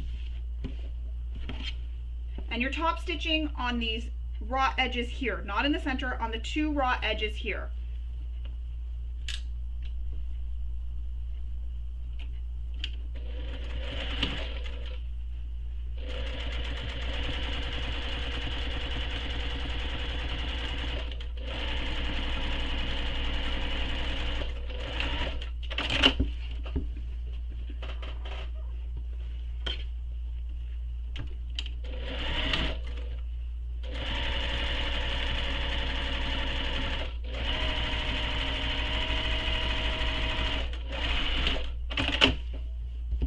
There we go. Now it is top stitched.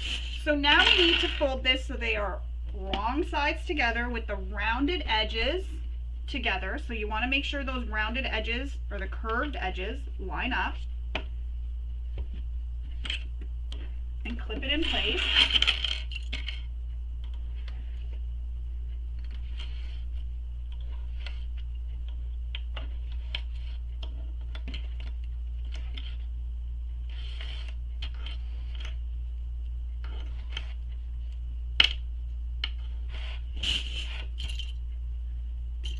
And then when you approach the top, you're going to be folding that trim in half at the top here. So just like that. And the seams should line up. You should have these bottom raw edges of that trim lining up.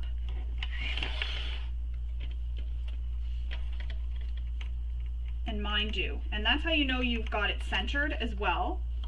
And what I'm going to do is also add some clips to the top edge, because we're going to also top stitch this top edge.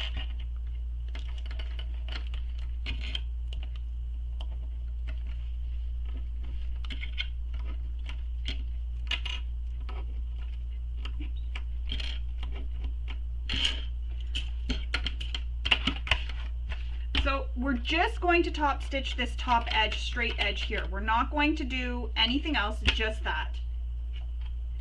So now I'm going to top stitch this with the seam allowance that's given in the pattern.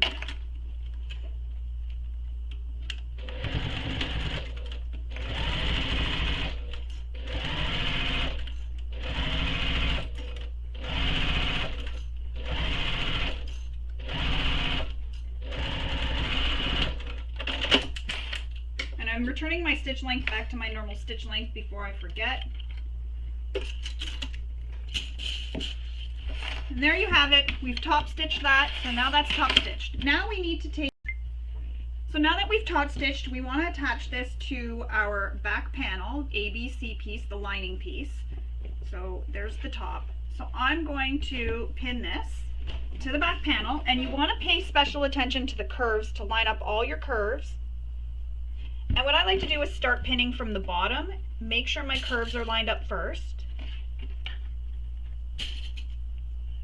And then I'm going to pin the bottom, and this way here it doesn't shift down on me while I'm pinning.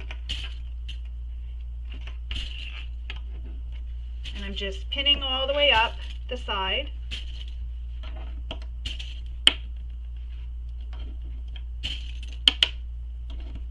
And I'll repeat that for the other side. And again, I'm doing it this way so that it doesn't shift on me.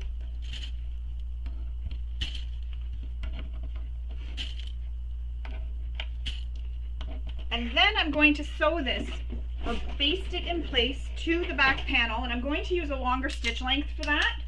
And then when I'm stitching or basting it, I'm actually going to start at the bottom and go up this way. That way there, if there's any shifting, it shifts up, not down, and this doesn't shift down so that it's not lined up anymore. And you want to baste this in place using a seam allowance that'll be hidden when we sew the gusset to the panel.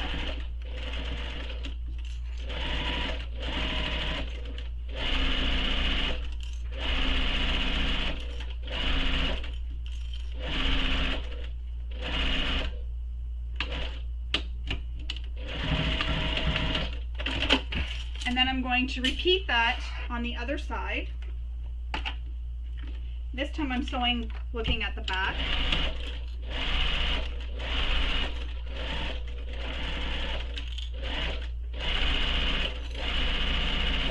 Again, I'm staying within that seam allowance. Just like that. And that just meant that I didn't have any shifting down when I sewed it, because sometimes I find when I go this way I get shifting. Just trim my threads, return my stitch length, and this pocket is now complete. We can set this to the side for now. We're going to continue on with our front lining panel assembly, and for that we need our final lining piece and our zipper pocket and our lining pocket zipper.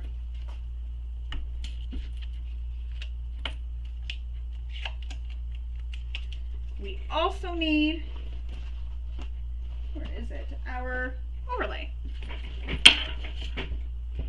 So what we need to do for this is, if you haven't already, cut the hole for your zipper pocket overlay.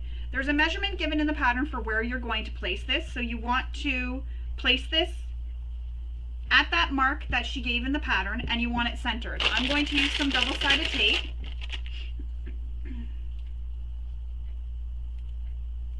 To stick it down.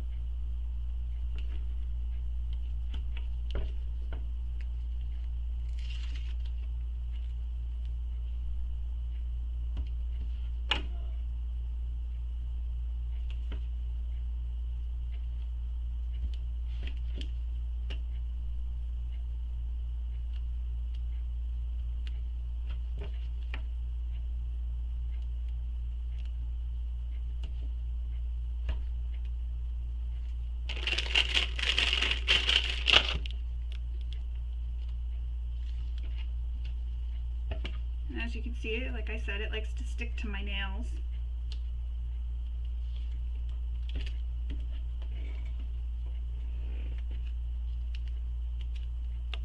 And then I'm just finding the center mark so that I can place this in the center and line it up with that mark I made. And I just used a Clover Choco for that mark, just so that I can brush it away when we're done with it. So I just take some fabric or even water, a little bit of water, and I just like that, rub it away. So now we're going to stitch this in place just on these outer edges. And if you remember earlier, I showed you how to do that, pull the threads through to the back so you don't get back stitching. That's where this will be handy, because if you don't want to see your back stitching on this overlay, that's where you can do that. So don't back stitch at start and stop. Leave long tails.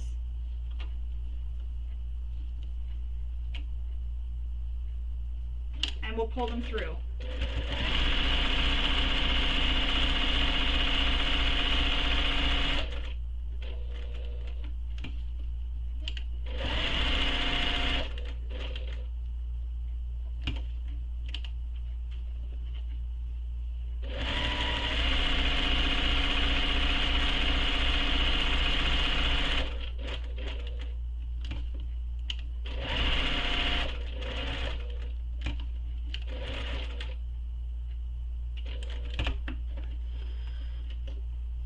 So long tails, pull the tail so that it causes the loop to come up from the front. And then we're going to tie these off. And then you have no back stitching whatsoever on your overlay.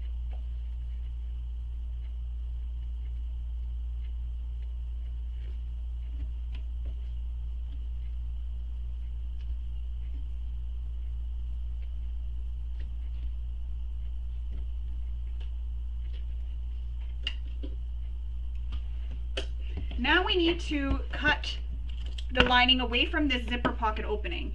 So what I like to do is, starting with my seam ripper, carefully make a hole. Oops. It's just too much stuff here.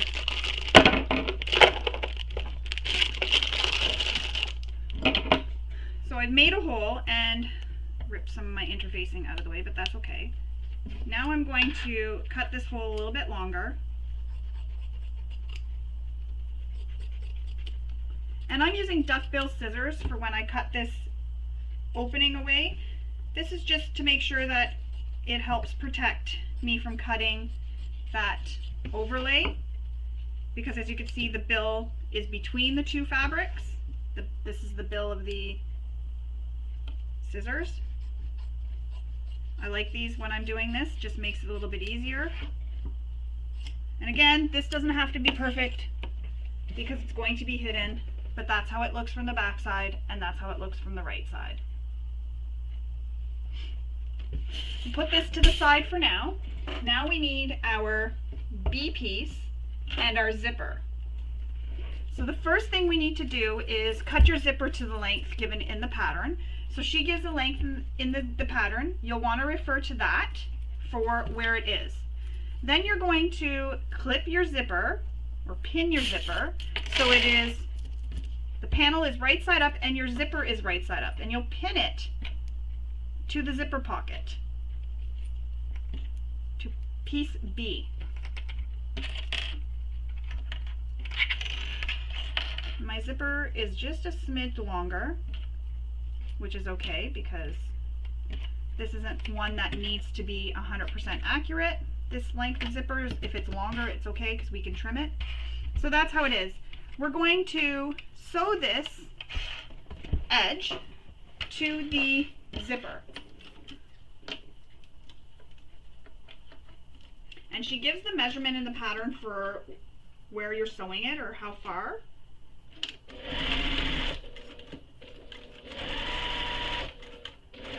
Also, if you're worried that you're going to slide your zipper off the zipper tape, you can always base stitch the end by back stitching a few times, creating a bar tack. Then we're going to press this and top stitch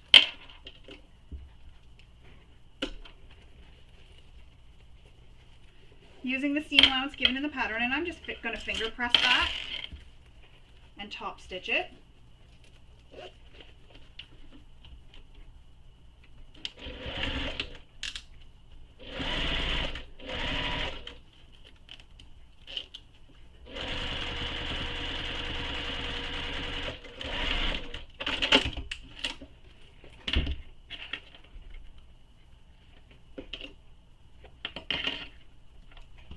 Trim your threads, and that's how it's looking so far.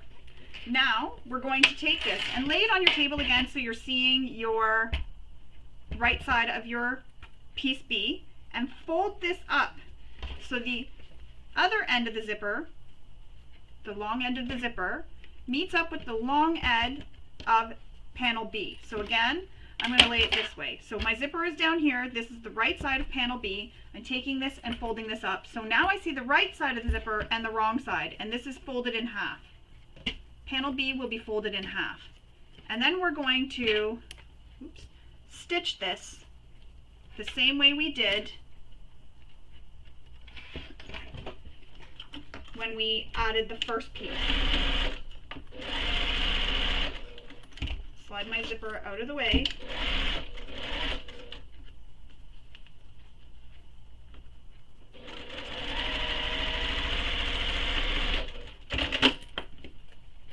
And I'm I'm going to top stitch this, and it's going to be hard because we are sewing in a loop.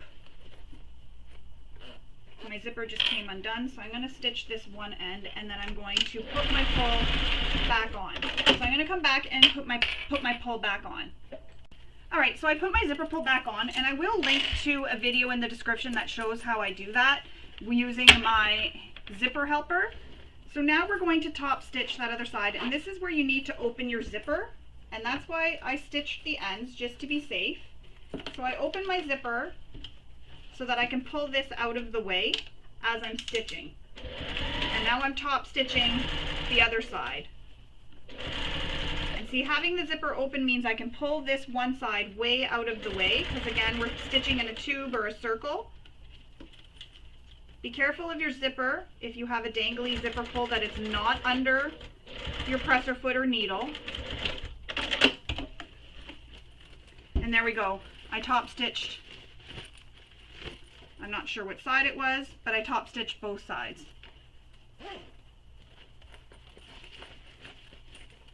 Now we're going to press this flat.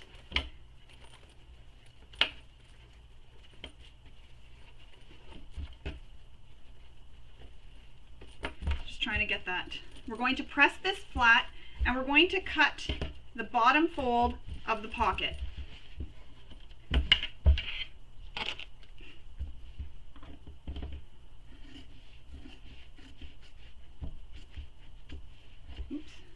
And again, if this isn't perfect, that's okay. It doesn't matter, you're not going to see that fold. Now we're going to apply some double-sided tape behind the ABC overlay.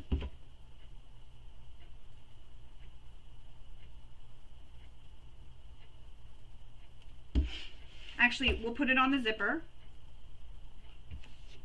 It'll be easier.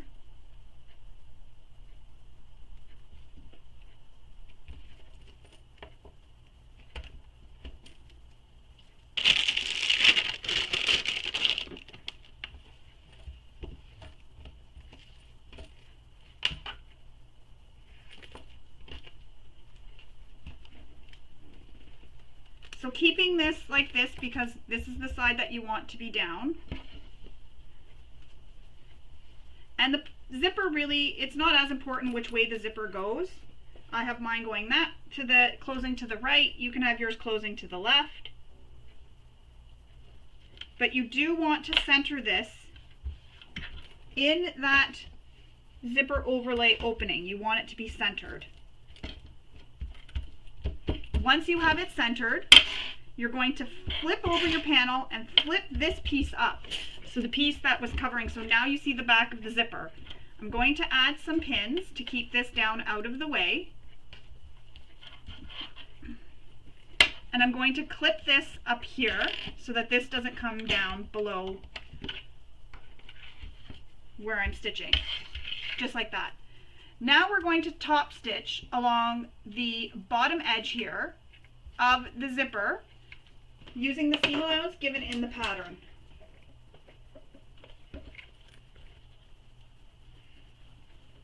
And again, you can do the same thing we did previously. You can leave long tails, which is what I'm going to do, and pull them through to the back.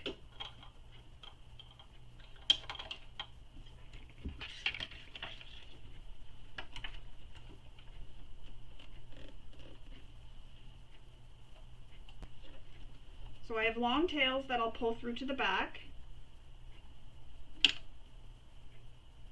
And I'm just going to check to see that I will be the perfect seam allowance away when I come to sew that other side. There we go. So no back stitching, and I'm just going to top stitch this all the way across the bottom. My zipper pull will be in the way, so I'm going to slide that out of the way. And stopping,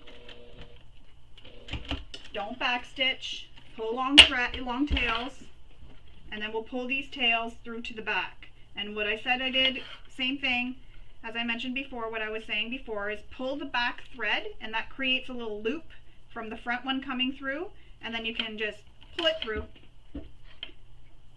tie it off. And if you're okay with back stitching, you can go ahead and back stitch, like you may be using a busy fabric. If I use busy materials that have a lot of print, I'll back stitch because you won't see it as much.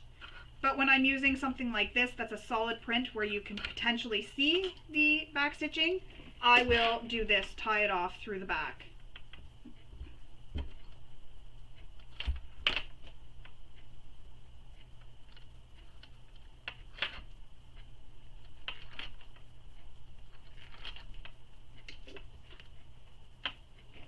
Now we are going to unclip the top and bring it down, pin it in place so that it doesn't shift on you. Trust me, the pinning is worth it. And now we're going to sew the short end across the top and down the other short end. So you're starting in the same hole you stopped in, no back stitching. And this can be a bit tricky because it's hard to see with a presser foot there. Okay. So no back stitching and just start stitching.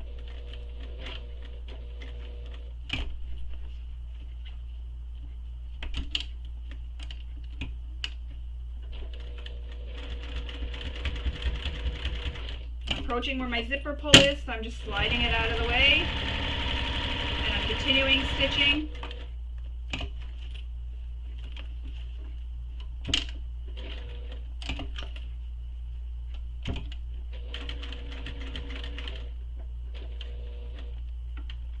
And now I'm going to pull long threads or long tails, pull my threads through, same thing as what I had said before. Pull the thread, it causes a loop, and then you can pull the loop up through the back. Tie it off.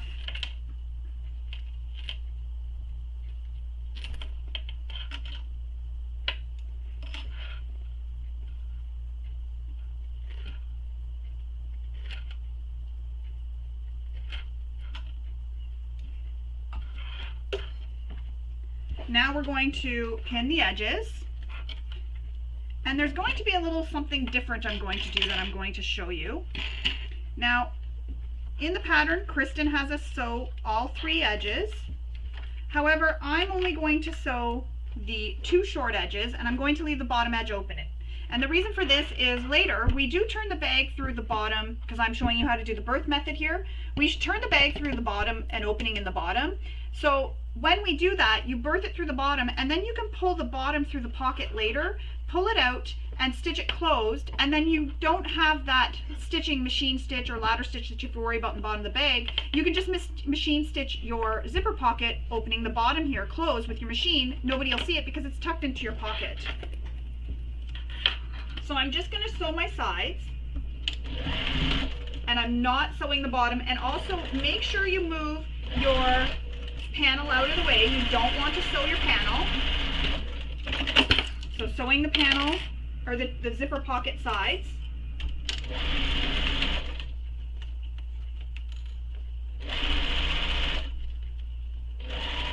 And again, keep that panel out of the way. And there we go. We've sewn the sides. So when you reach in, good time to open the pocket now. When you reach in, you have a hole in the bottom of the pocket. And again, that will be because we'll pull the lining through the pocket, and we'll be able to close this pocket, the lining through the pocket, and then after we'll close the opening in the pocket through the pocket using our machine. So I'll show you how to do that when we get to it. This panel is done.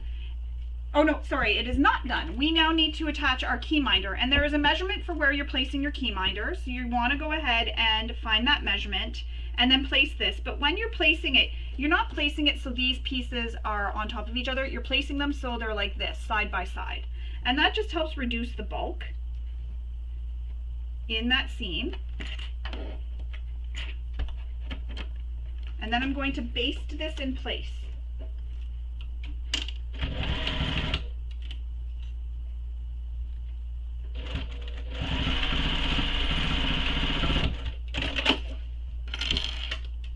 There we go. That's how it looks. Now we're going to put this to the side and move on.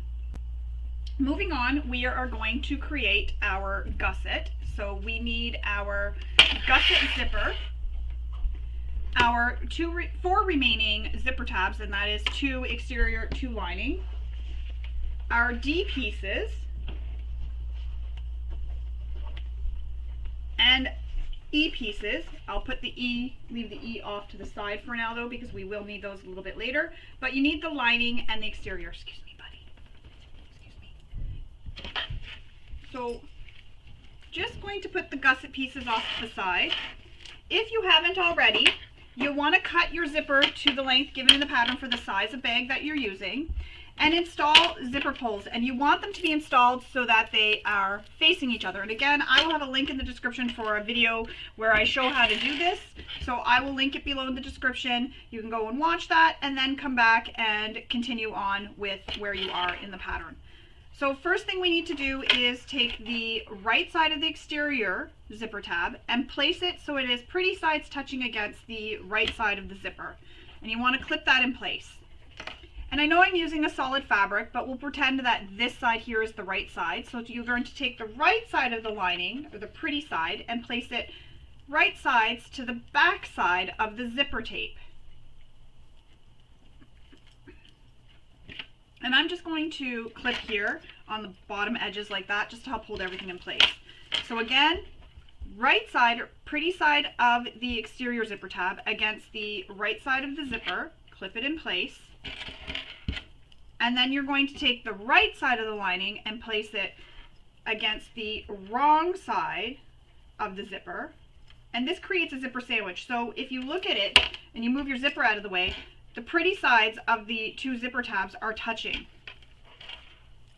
So you're going to sew this using the seam allowance given in the pattern.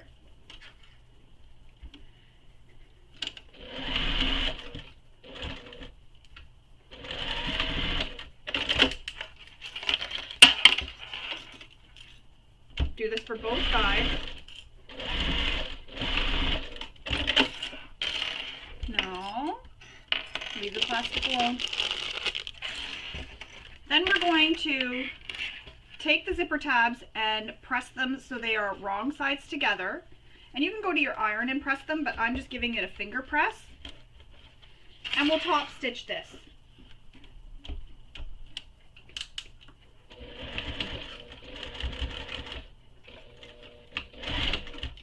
And you'll do that for both ends. So you'll press them, no, leave the plastic alone. You'll press them so they are wrong sides together. Where did that clip go? Okay. Oh, well. So you're going to press them so they are wrong sides together, and then top stitch. Watch your face.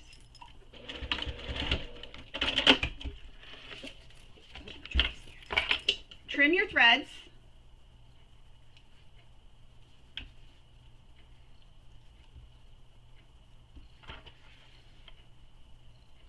And then we're going to trim these zipper tabs so that they are even with the zipper tape on the sides.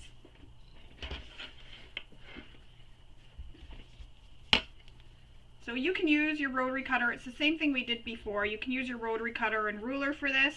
I'm just using my scissors to trim the zipper tabs. But if you really want to be precise and make sure, and you're worried about, say, cutting and it going wonky, you can go ahead and use your rotary cutter and ruler, whatever method you're most comfortable with.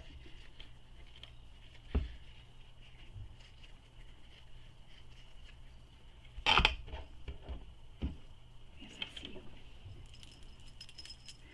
So that is how it'll look once complete. So there's the right side and the wrong side.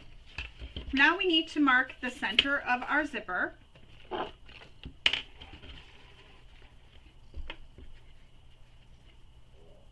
And what I do here is I actually line up where the seams are from where I joined the zipper to the zipper tabs. I line those up and then I clip it in place.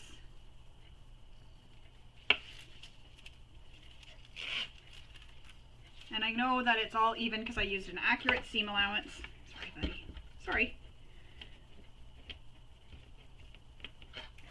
And then with my pencil, staying within the seam allowance, I'm going to mark the center of the zipper. Someone's getting comfortable. So now I've marked the center of the zipper. Now we need to mark center points, if you haven't already, on your D pieces. I had already marked the center point, so I don't need to do that. And we're going to match up with that center mark with the center mark on our zipper. So you're lining up the center mark. So your zipper is going to be right sides against the right side of your fabric. So my right side is, the right side of the gusset D is facing up and the zipper is down. So I'm seeing the wrong side right now. So right side of the zipper is against the right side of the fabric. Clip this all along the top. And you can use double-sided tape here to hold it in place, and then she has us sew it, attach the lining, and then sew it. However, I'm going to do what I did previously, which is baste it in place first. So I'm going to attach the zipper to the exterior, then I'll baste it in place, then I will attach my lining.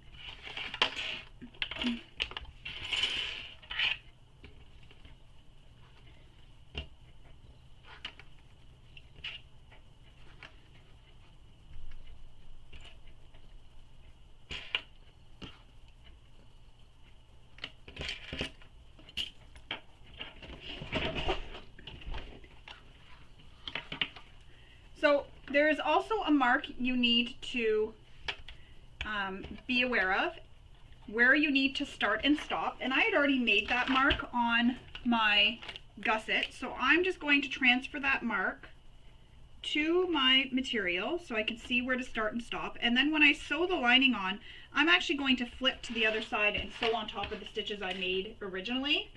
This way here, I know exactly where to start and stop. So you're starting and stopping at these marks that we make. And this is for when you're birthing the bag, so that you can pull everything apart. And again, I'm basting this. So I'm going to use a smaller seam allowance so it's not seen when I attach my lining.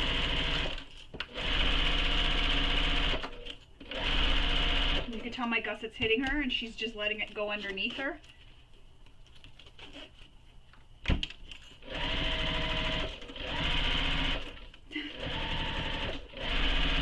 You're silly, buddy.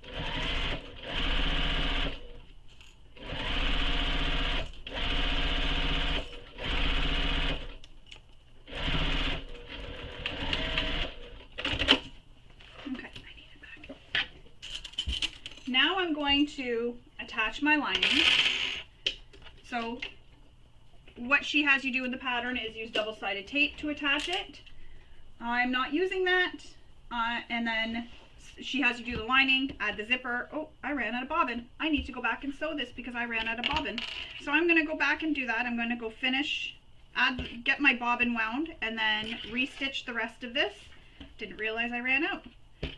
And I will come back and I will show you how to do the lining. But as I was saying, she has you attach the exterior and then the zipper and then the lining. So you have this zipper sandwich, just like that. And then she has you sew it. So I'm going to go and re-sew this, then I'm going to attach my lining and I will come back and we will continue on. So I decided to come back and show you. So I've got my lining now pinned. And I'm going to start and stop at that line where I started and stopped previously and sew this with the seam allowance she gives in the pattern. So I can see from my previous stitches where I started and stopped.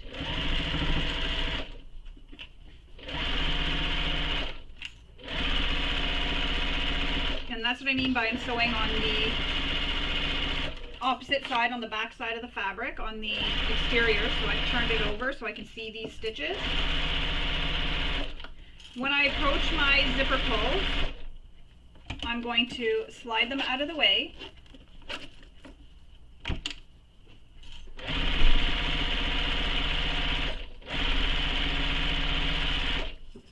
And then when I get back to that same spot, I'm going to stop stitching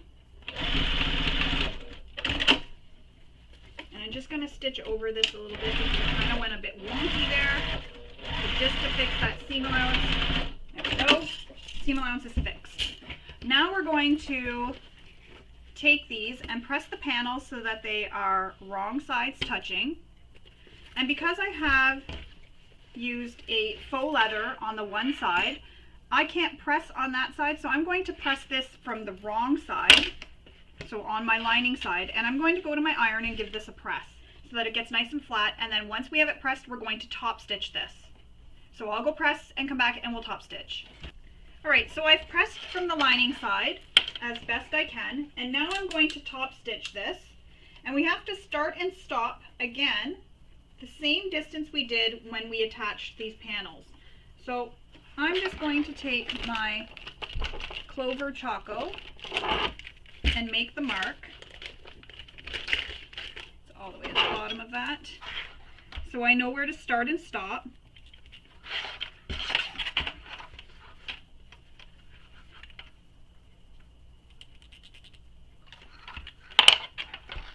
Just like that. So now I'm going to stitch this, top stitch this with the seam allowance given in the pattern.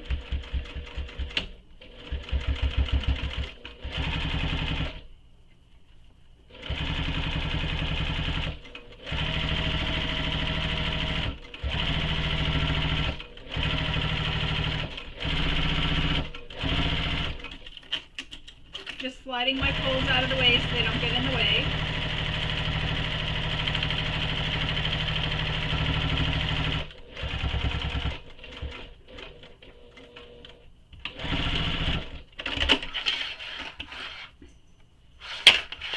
Threads, and then we're going to repeat this process for the opposite side. So the final two, just got to find them here, the remaining two or final two gusset pieces, and these are piece D. So again, line up the center of the zipper with the center of the gusset.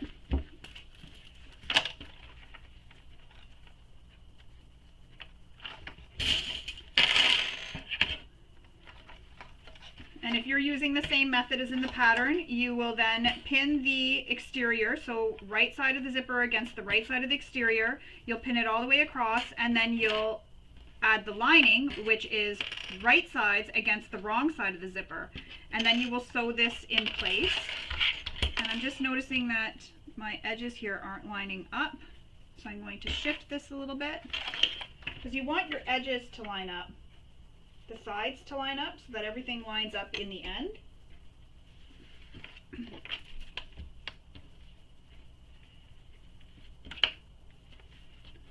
I don't know why that was like that. I must have had a lump or something somewhere where the zipper wasn't perfectly flat, because now everything's lining up.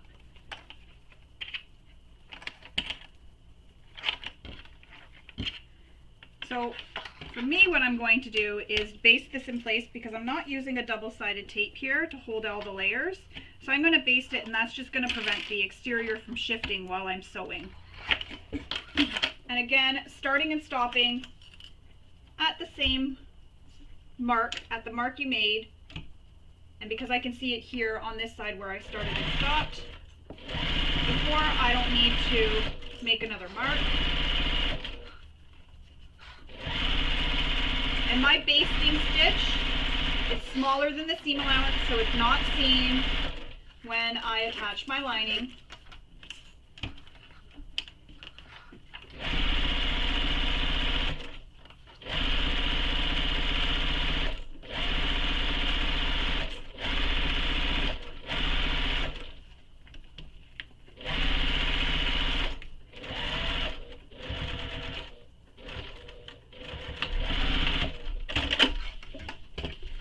I'm going to attach my lining.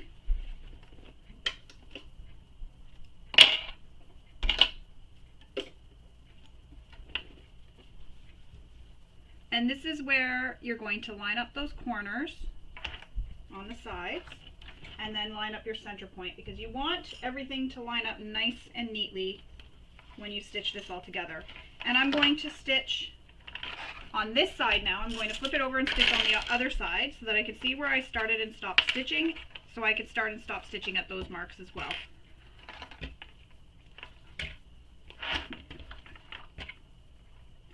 And again, this is because I'm birthing the bag. We need to be able to get the layers apart so that we can stitch it all together.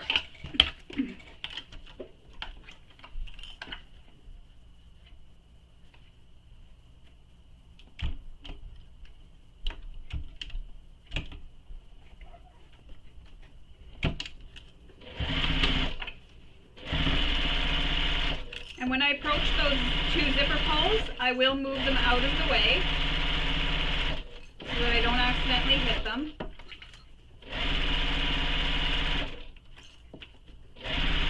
I'm coming up to them, so I'm just going to zip them out of the way.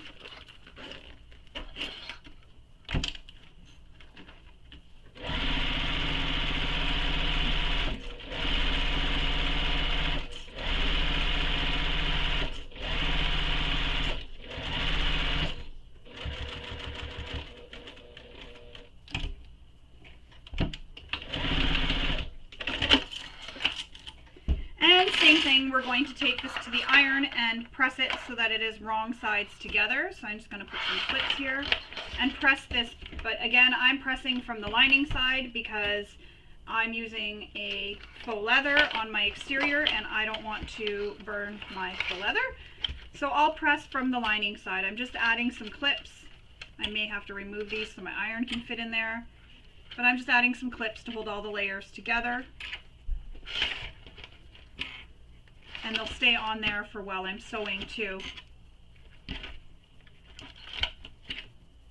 Just like that. So I'm going to take this to the iron and I'm going to give it a press and then we'll come back and we will top stitch. So I've pressed the lining in the exterior. Now I'm going to top stitch.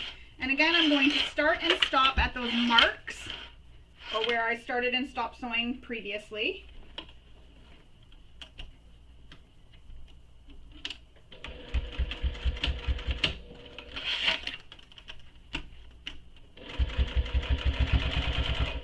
And again, I have clips on this on the raw edges just to help hold the raw edges together. Makes it easier for top stitching.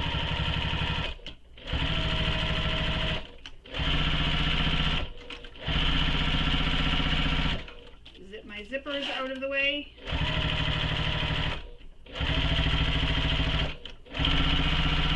And I'm approaching back at the other end and I'm going to stop stitching again at the marks made. Just like that. Trim my threads.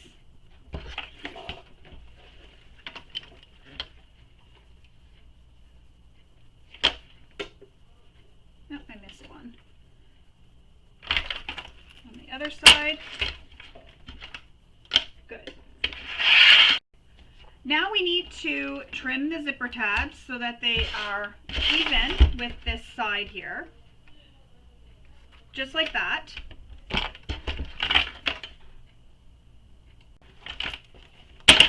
So now we have those zipper tabs trimmed. Now we need to get our bottom gusset, which is piece E. So it'll look like this. And we're going to place our exterior, so I'm going to put the lining out of the way. We're going to place the exterior right sides together with the completed zipper gusset. So right sides together. And I've made some marks that I'm going to transfer onto the back side. And these are starting and stopping marks again, because we need to leave this so that it can be separated for stitching later.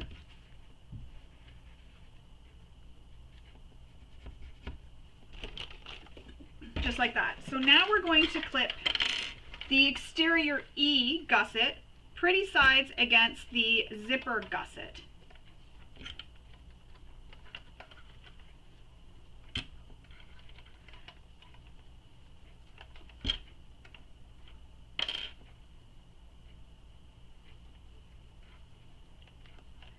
And make sure your zipper tab is caught in that where you're pinning. So you're just pinning the exterior. So you're moving your lining out of the way, just like that, and you're just pinning the exterior together.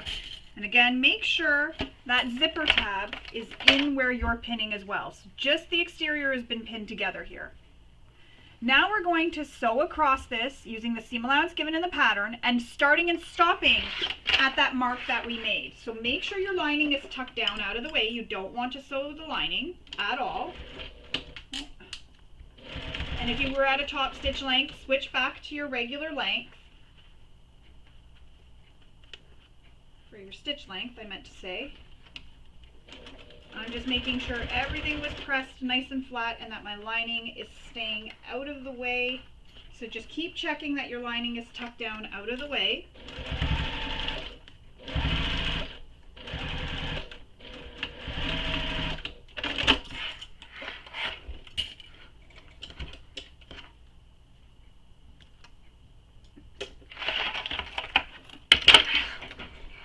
Now we're going to take the lining E-piece and repeat that whole process that we did for the exterior, but this time you're putting the lining right sides together. So the pretty sides of the lining are touching and you're just clipping the lining. You're not clipping the exterior in this seam at all.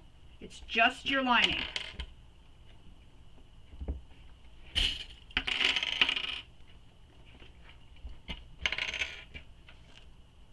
And make sure your zipper tab again is clipped in there as well so that your zipper tab gets caught in this seam. And now we're going to sew this same thing using the seam allowance given in the pattern and starting and stopping at those marks. So I have the marks on the one side, so I'm going to transfer them over to the other side here just so I can see where I have to start and stop.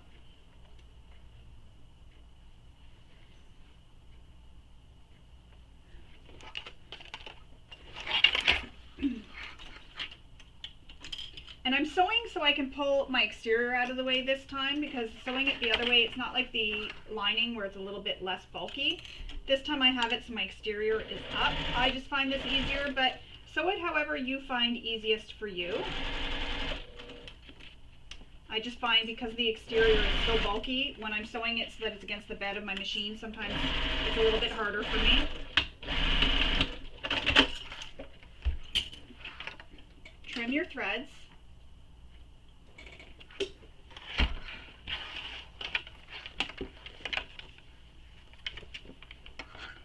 And that's how it looks, like that so far. So now this is where you have to decide if you're going to be doing binding or birthing, and I know I mentioned that I'm going to be birthing the bag. So this is where you are going to need to do that, because decide that, because when you're top stitching, if you're doing binding, you can top stitch from edge to edge. You can actually top stitch if you want with the lining and exterior together and top stitch edge to edge. It won't matter. However, for the birthing of the bag, these two pieces need to stay separated. So we need to top stitch, moving the lining out of the way, and top stitch from the mark made here to the mark made there. So I'm going to top stitch just my exterior, so I'm moving my lining out of the way. And again, it's going to be a bit tricky because that lining is there and you have all this other bulk. Press the seam down towards the bottom gusset. And you're going to start top stitching and start. I'm going to make my mark a little bit darker actually so I can see it. You're going to start and stop at that mark we made, because again, we need this to be able to come apart when we're putting it all together in the final construction for birthing the bag.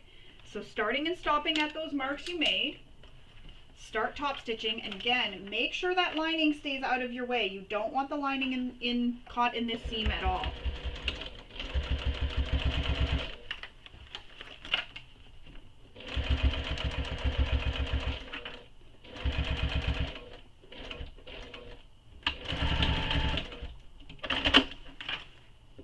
And if you didn't want any back stitching here, you could have done as I had shown you previously to leave long tails. Oh, one of my clips broke and I don't know where it went.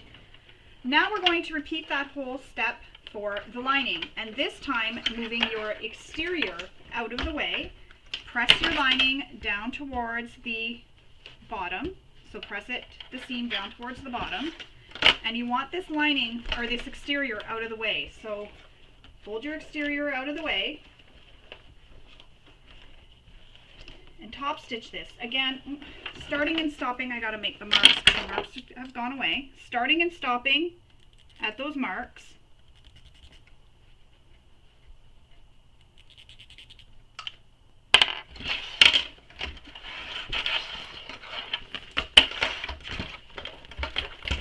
And it is a bit, again, a little bit tricky because you do have some layers here and you have lots of things going on. Just take your time, get it all squished under.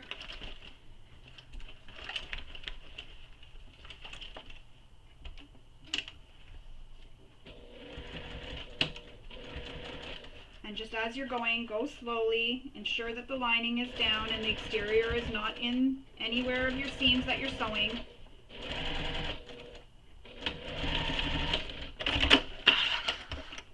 Trim your threads, and that is how you do that, just like that. So now you have that sewn or top stitched and this side top stitched. Now we're going to repeat this whole process for the opposite side. So again, exteriors, right sides together. And if you made marks on your panel, you can transfer them over if they're not on both panels, as I'm going to do right now. Just to make sure that that's where I start and stop sewing.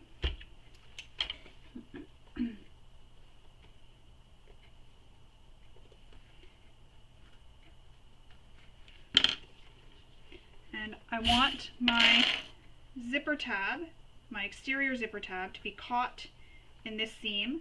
So I'm going to clip it, make sure it's clipped. If you're really concerned about that, you can also use some double-sided tape to help hold that in place, the zipper tab, so that it doesn't shift on you at all while sewing.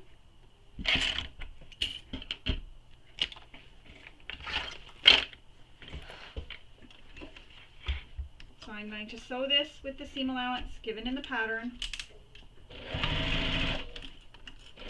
making sure that my lining is nowhere in the way. Don't want to catch that lining at all. However, if you do, don't panic. Just undo your stitches and re-sew it all over again.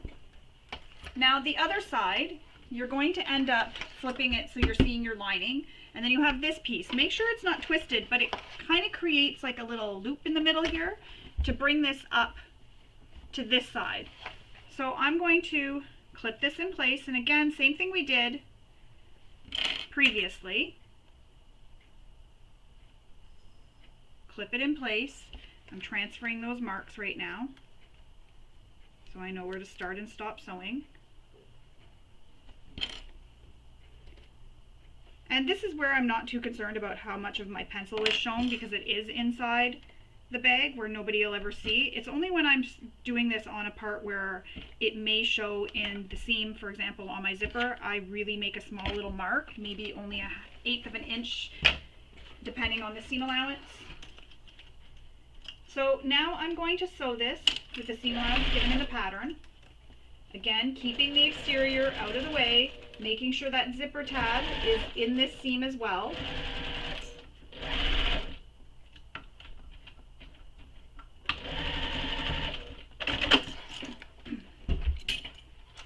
And now we're going to top stitch this, and it's going to be a bit tricky because you are going to be top stitching a circle or in a loop. So I'm just remaking my marks.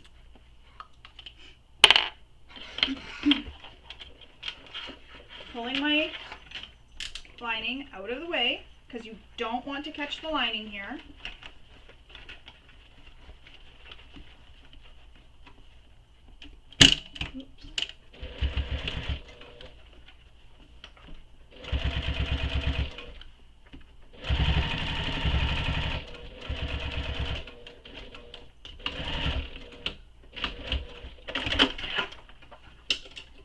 Thread. And you'll notice I don't cut the threads on the back side or on the wrong side again because that's inside of the bag, so you're not going to see that. Now the lining, and again I'm going to make the marks for where I need to start and stop.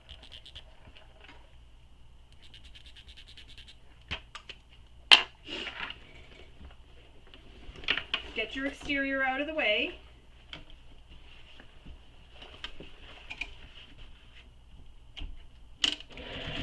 Make sure the exterior stays out of the way at this part. You don't want to stitch it at all.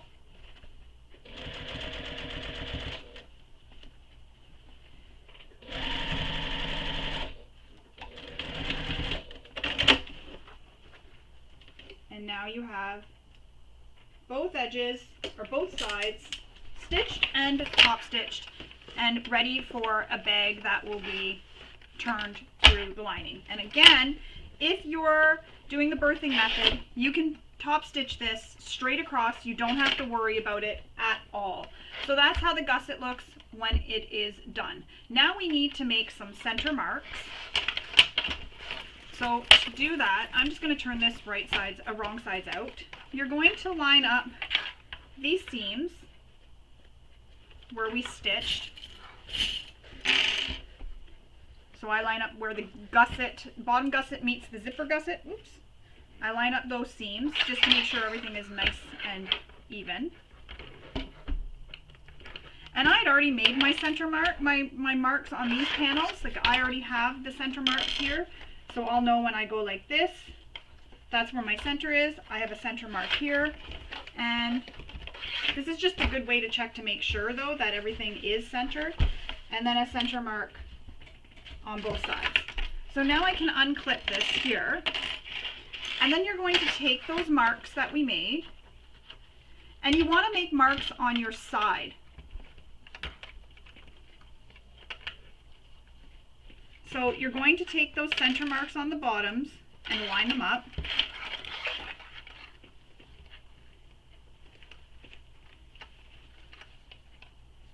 Because we have to make the side marks.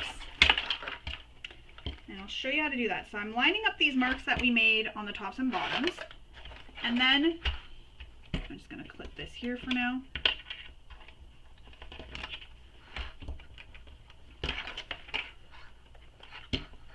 This is creating quarter markings so that we can pin this and it'll be even all the way around our bag. So now we're going to make these marks here on the sides where the sides are. So what you do is take it, flatten it out, and then I make a mark just within the seam allowance, and then I open this up and I can see where the mark is, and that's how I can make this mark on this side.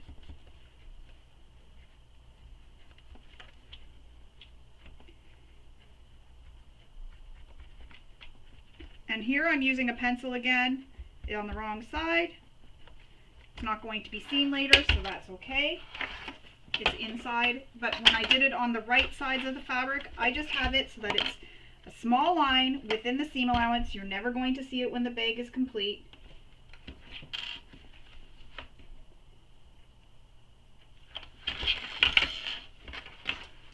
You can also use, if you want, a washable marking pen or a heat erase pen or an air erase pen for this if you prefer.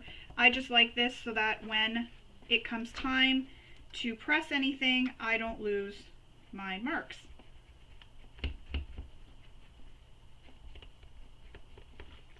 Okay, so all the quarter marks are made.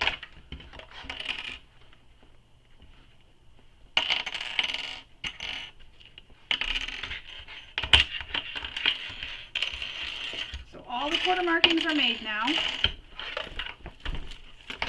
That is your gusset. This is where we're going to continue on with the bag, whether we're binding or birthing the bag. I'm birthing the bag, but I'm going to walk you through how to do the binding. So if you're binding, you need to sew these long raw edges of the gusset together all the way around. So you want to put those long edges together, stitch them all the way around. Then you need to take your ABC panels and you need to place them so they are wrong sides together. And If you're doing the binding method, this pocket being open at the bottom is not needed. You can go ahead and close that pocket sew that pocket closed. So you'll pin this all the way around and stitch all the way around. Then you'll take the remaining lining and remaining exterior panel back piece, and you'll place them wrong sides together and repeat the same thing. Stitch them all the way around. So then everything is held together. Once you have that stitched all the way around, you should have quarter markings on your panel. So you'll want to pay attention to where those quarter markings are. And if you have to, you can transfer your quarter marking points onto the right side of your fabric using any tool that you prefer to use.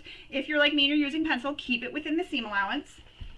So once this is sewn, we're just pretending this is sewn. You're going to find the quarter marks and you're going to line them all up, all the way around. So take your quarter marks, line them up all the way around. You're going to pin everything, including the curves, just like this. And this will be pinned in place all the way around. Once it's pinned in place all the way around, you're going to stitch this together all the way around the entire ABC and gusset. You're going to stitch all the way around using the seam allowance given in the pattern. Once that's stitched all the way around, you're going to take your binding and using double-sided tape, and whatever binding you prefer. Some people like making their own binding, which is what I did here. I made my own binding. You can use fold over elastic or pre-made binding. So this is pre-made binding here. When you open it up, all the raw edges are tucked inside, just like that. So you can use any one of these bindings that you prefer. The method is the same for attaching it. Before I go any further, you can also use any method for attaching your binding as well, because some people prefer to do it the way I was taught, which, because I was a quilter, was to take this, or because I started quilting first before I started making bags, that's a long time ago, was to take it, fold it in half, place it down, stitch this with the seam allowance, then you take this, flip it over, and you stitch it in place. However, the easier way is to take your binding and take the center mark, or where the center is, so this is the center where the fold is, and pin it like that over your seams. And you can use double-sided tape here to help hold it in place while you sew, just like that. And you're going to be pinning it all the way around. Now, when you come back to this edge where the raw edge is of your binding, take your binding and fold it under, half inch, quarter of an inch, fold the one edge under. So don't stitch all the way up to it. Leave about 2-inch gap at the top when you start. So place it down and say this is where it starts. I'm going to leave a 2-inch gap, and then I'm going to start sewing and come all the way around. And when I come back around that 2-inch gap, I'm going to tuck the raw edge under. So the raw edge is going to be tucked under the edge that I started. So say this, I'm going to use this one. Say this is the same binding, and I've now come back and I'm at where I started stitching. So I'm tucking this under just like that, just there. Then I'm going to take this edge that's raw and I'm going to fold it under by a half an inch. So open it right up, put my edges in again. So same thing you do when you make a strap, so you have no raw edges showing. And then I'm going to take this and place it over the binding that's underneath. And then you don't see the raw edge at all. You have a clean finish here. There's no raw edges here because I folded that under. No raw edges. So I've brought this under. When I came back around, it went underneath. So as you can see, it's underneath here. And this edge was folded under by about a half inch. So I opened it right up nice and flat, opened it right back up, and then refolded it all along its fold. Again, same thing you do when you make a handle or a strap or anything. And then I just pinned it back, and that raw edge here is hidden. You don't have any raw edges. And you'll do that all the way around, and then you'll repeat that whole process for the second side. And that's how you do the binding. But But I'm birthing the bag, so we're going to move on to birth the bag, and I'll show you how to do the birthing of the bag. All right, so as I mentioned, we are going to be doing the birth method for this bag. So what we need is to grab our exterior front piece, so ABC piece, and we need to make sure that the top is at the top, and we need our gusset. And we're going to match up all the quarter markings that we made. So you should have quarter markings on your panels as well, and quarter markings on your gusset. So the quarter markings on your gusset, you will need to make sure that your zipper is going to be at the top, and this bottom part of the gusset is at the bottom. So separate the lining and the exterior, and then match up the center marks.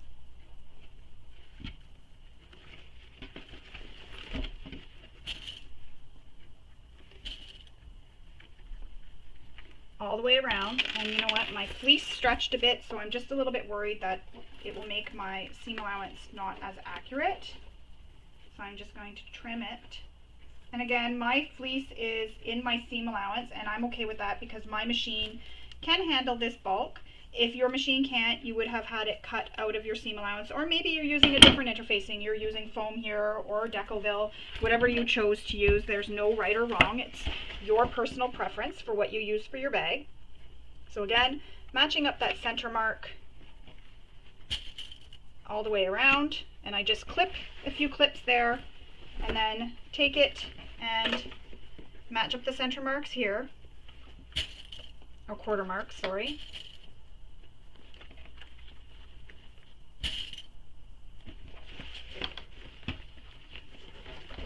And then the mark down here, so the center mark on the bottom and the center mark on the bottom of your gusset.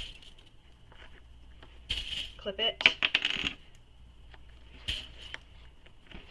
And then do the other side.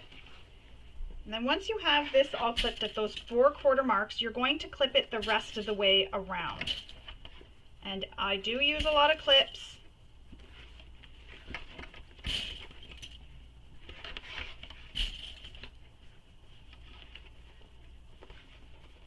And this is just making sure that it doesn't slip out of the way. Now your gusset will be tight, and that is okay. You want it to be tight, you want it to be snug.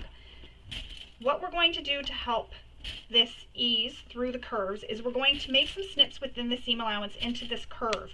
And this will help that open up as you're sewing so that this lays flat and you don't get any puckers in your curves.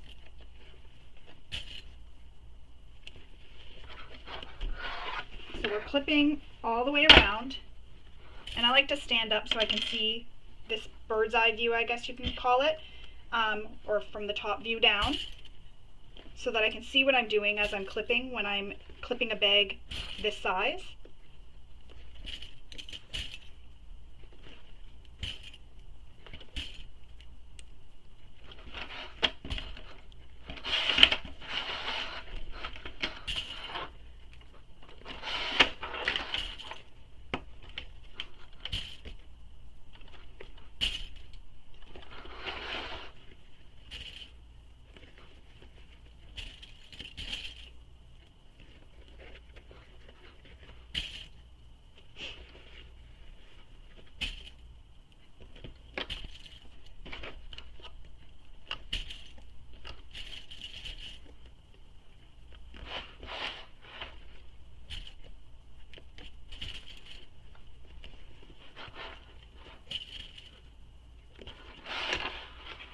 And this is where you'll see if your seam allowance have all been accurate, because you'll have a really nice fitting gusset.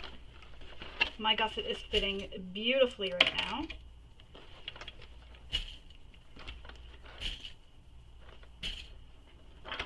Alright, so I'm going to add a couple more clips in my curves, and then I'm going to clip the curves, snip the curves, not clip them, snip the curves in the seam allowance, so that it spreads open nicely when I'm sewing. This will help prevent any puckers, and I'm just going between all the clips to make my snips. No real measurement or anything, but I do like to go just beyond the curve. Just make sure you're snipping only within your seam allowance.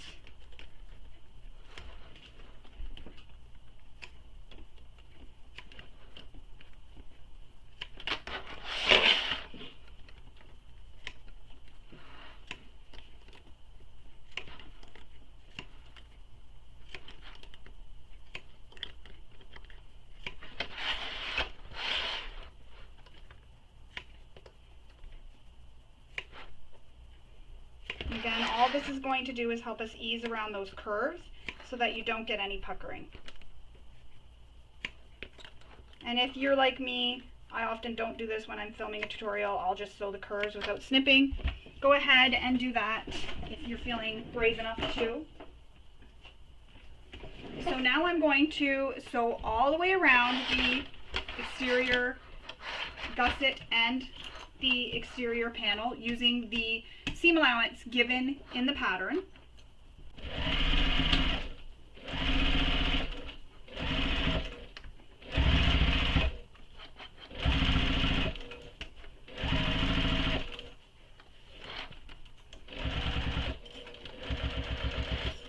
So I'm at the curves and I'm just going around the curves.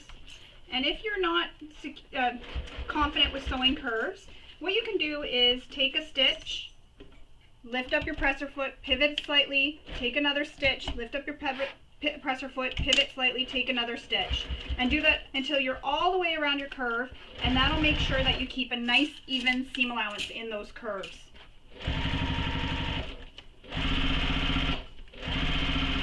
And that's the nice thing too about the interfacing being cut out of your seam allowance. You also can know where, if you're keeping an accurate seam allowance, because you'll feel where the interfacing is, and you'll know if you've gone a little too far because you'll be sewing over that interfacing if you've cut it so that it is not in your seam allowance.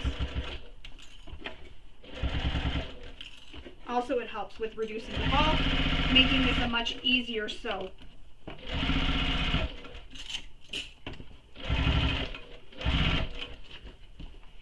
Ensure that that lining is staying out of the way. You don't want your gusset lining to be in the way while you're sewing here.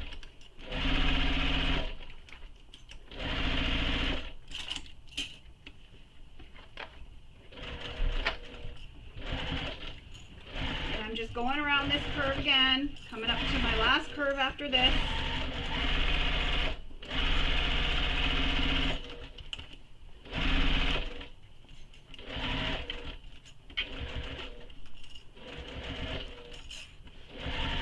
Another thing you can do if you're worried about your curves and things slipping is use double-sided tape to help hold everything together.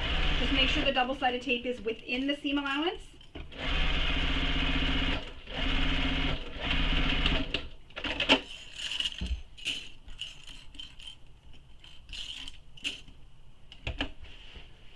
And there you have it. Sewn all the way around. Now we're going to repeat that for the other side. So I'm going to pull this lining out of the way. So this whole process has to be repeated for the other side. However, when you're attaching this final panel to the exterior gusset, you want to make sure that everything is right sides up and nothing is wrong sides down. So your backpack straps and your zipper pocket. So the zipper pocket on this panel is the bottom, and the backpack straps, this part where your clips are also the bottom. So you want to make sure the bottoms are together. So I'm going to take this and pin my handle so it is out of the way.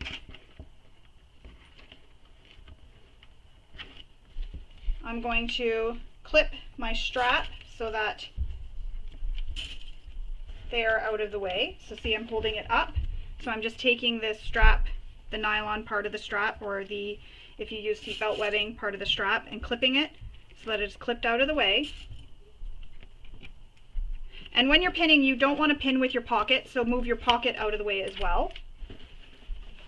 So there's the top and there's the bottom, and you could have a little T marked on here, and then you'll know, and then a little T there. And you'll also know that you're pinning it properly if you have T's marked. But again, the pocket is at the bottom, and the backpack straps where the strap connectors are at the bottom as well. And you don't want to pull this too tight that it pulls your bag too much. But you just want it tight enough that the strap doesn't come down in the way when you're sewing the gusset. So clip it again all the way around. Make sure that lining gusset is out of your way.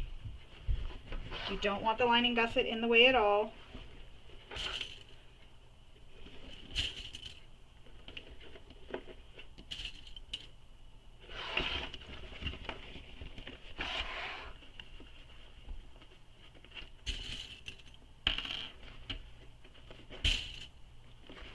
And then we'll continue clipping it out of the way. And make sure that that strap connector is nice and straight when you're pinning so that it stays straight when it's finished.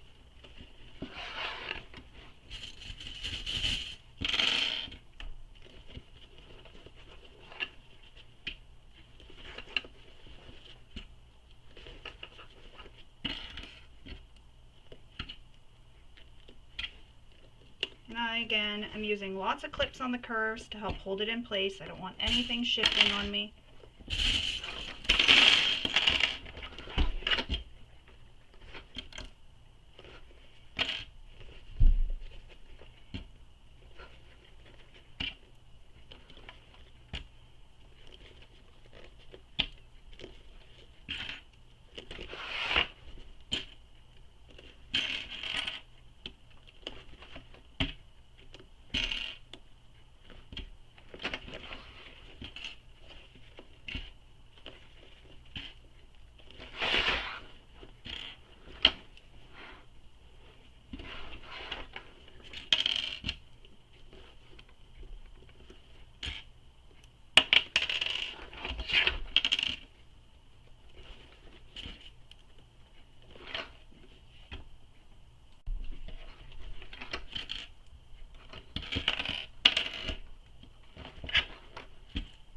As I mentioned previously, you can also use double-sided tape here to help hold everything together.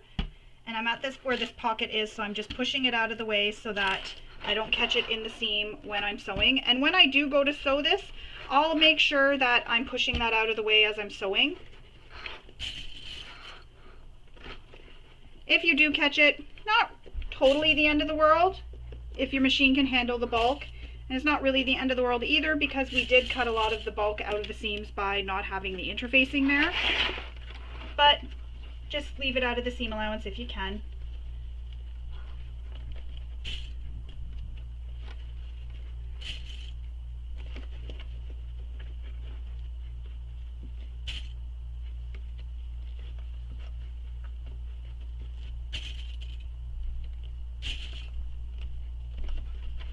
Strap there. Now that's going to be very bulky there when I get to that point, so I may have to hand crank over it. I won't know until I get to it if I start getting too much of a fight with my machine. If you're worried about it as well, you can switch to a bigger needle. Again, as I mentioned when we first started this bag, use materials and needles and threads that are best for your machine. You know your machine the best. If you have to switch needles partway through, that's okay. Gotta do what you gotta do to make it work.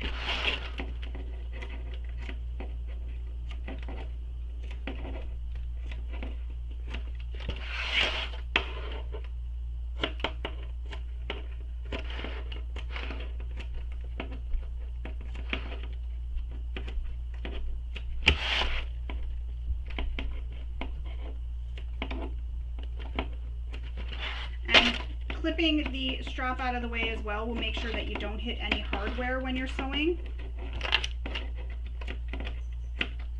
Alright, so now I'm going to grab my extension table because this is going to need it.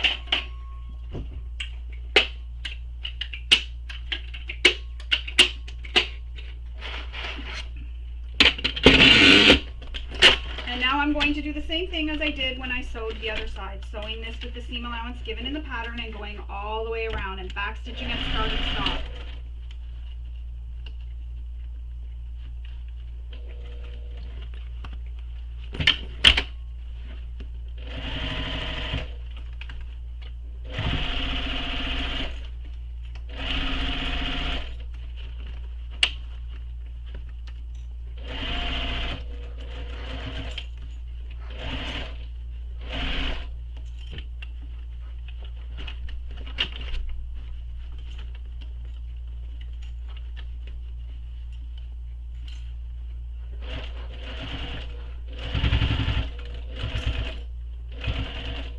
Going to backstitch over where the strap is a few times.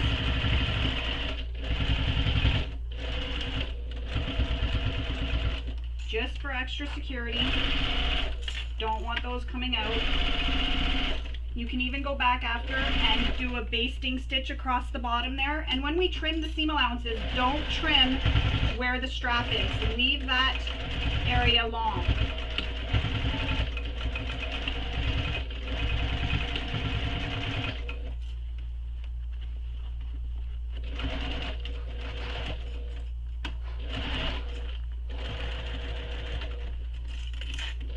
So this is the side where my pocket is, so I'm going to fold it under out of the way.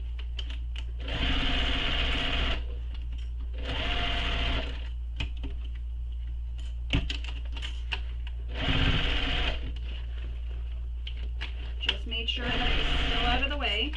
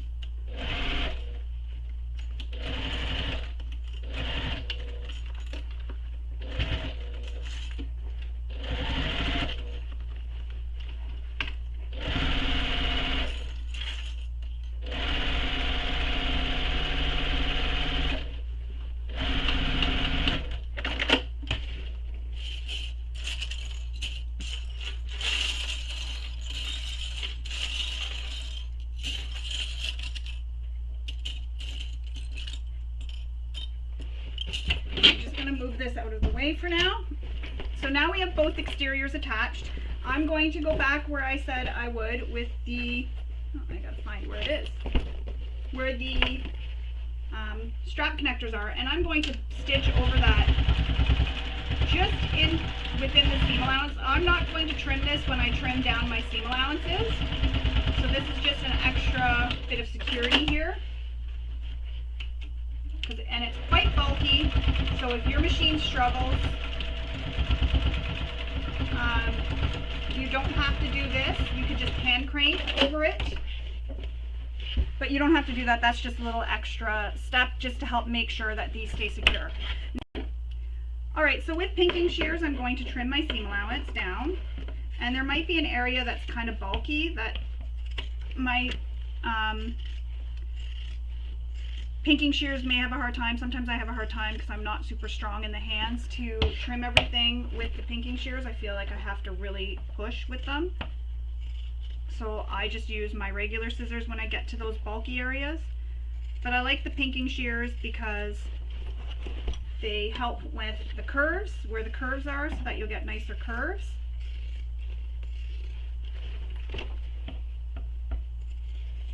And I'm just trimming all my seams down.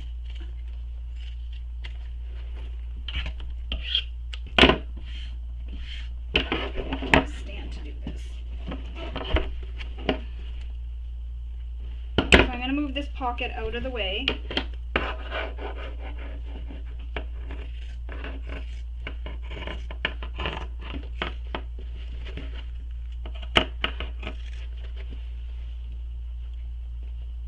Because I didn't want to snip it.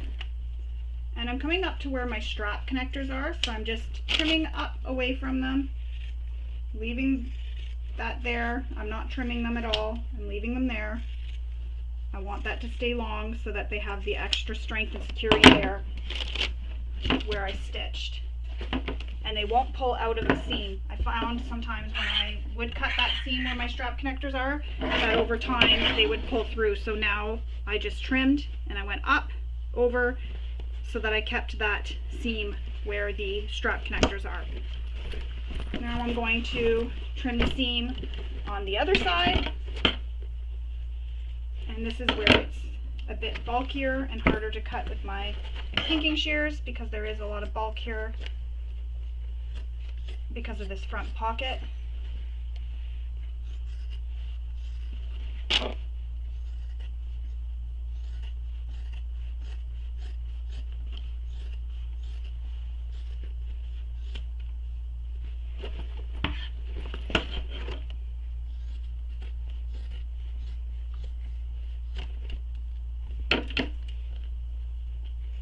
And then continue with my pinking shears.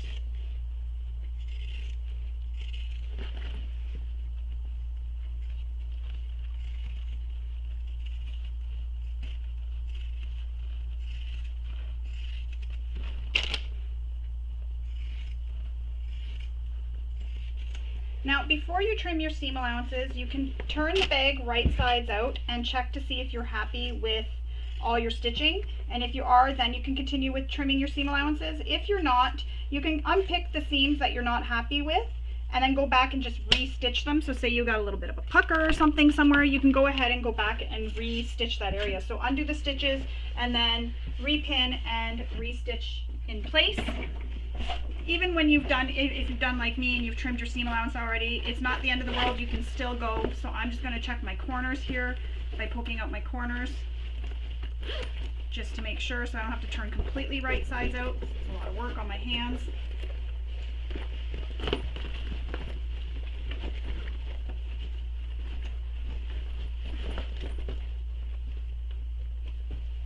My corners look, my curves look good. I guess I'm almost turning this right sides out.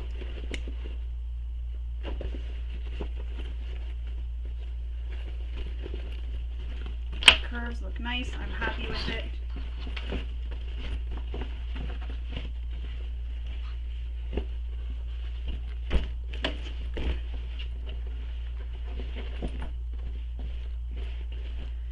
Now we're going to attach the lining gusset to the lining panels. I'm just going to zip up my zipper.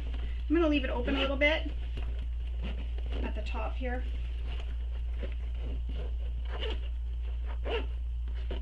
Not a lot, because I can just reach my hand in and poke that through. So now I'm going to attach the lining to the lining gusset, and this is going to feel a little bit squishy because everything is going to be squished in between the layers, but it does work, I do promise.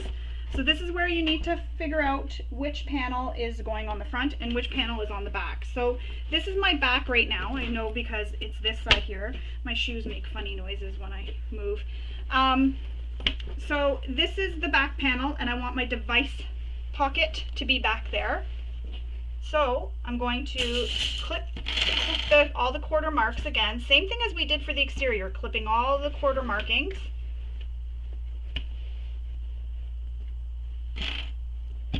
All the way around, and then we're going to clip into those curves too to help this lay nice and flat.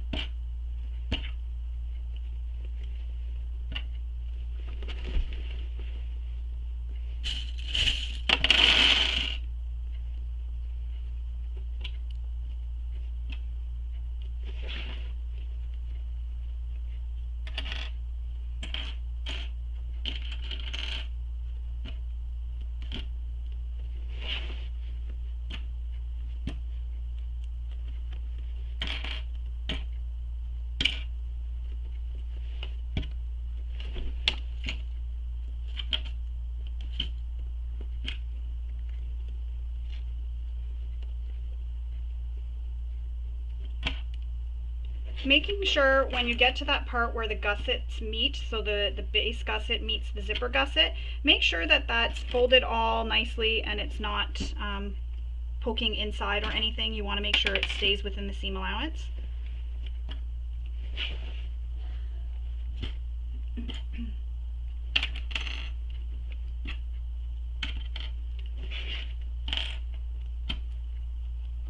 Always get excited when I'm clipping my linings because that tells me that I am almost done the bag. All this work that we put into it will be worth it when we turn the bag right sides out and press it and have a beautiful finished bag.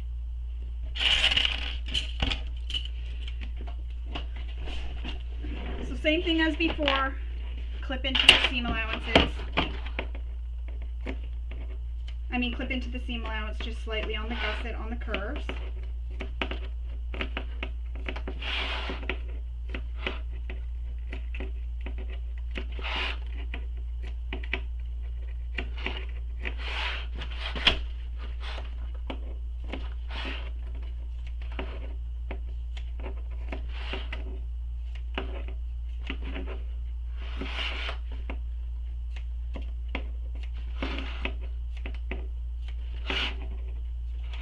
going to use my extension table again.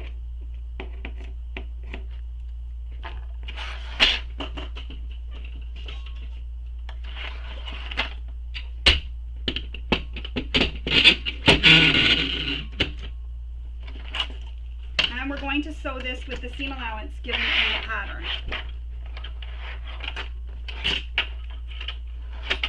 And I'm going to reach in because it feels like I have more clipped here than I should. Oh no, that's just the device. I forgot about the device pocket. Thought I had some of the exterior clipped in there, but I don't. I just have the device pocket.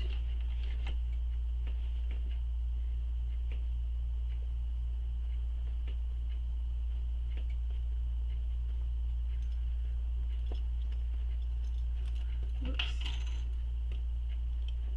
I gotta make sure all my center marks stay lined up. Didn't mean to do that. There we go. So, making sure everything is pushed out of the way. You don't want to sew any of your exterior or anything that you're not supposed to. Take your time and stitch all the way around.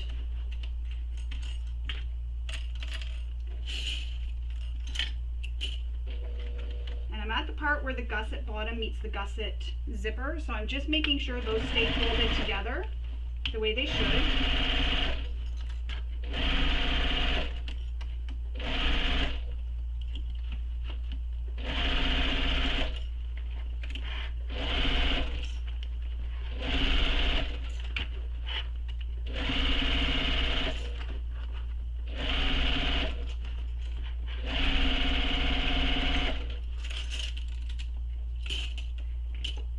Coming around these curves, I try not to remove my clips until I'm right against them or getting close to them. This way here it ensures that nothing shifts on me as I'm sewing. When I'm on the straight edge, I'm not so concerned. The straight edge, you can maneuver that with your hand. I'm just trying to move the exterior that's here out of the way. And I'm coming up again to where the gusset bottom and gusset, zipper gusset meet. I made sure that those were folded properly.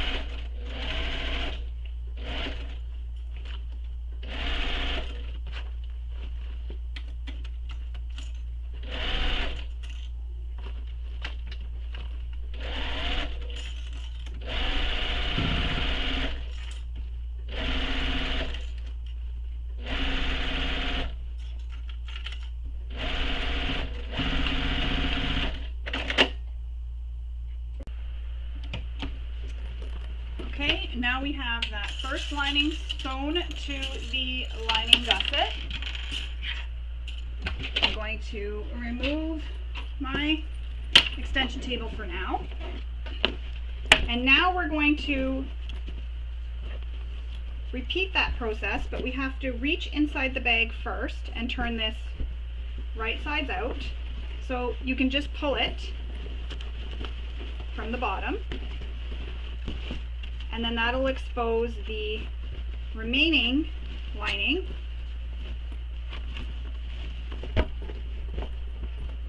So now your lining is facing you and you have the remaining gusset piece that's unsewn. And this is where we had that zipper pocket that I was telling you about that I left unsewn. So I will show you how to deal with that. But for this one, you're going to clip it all the way around.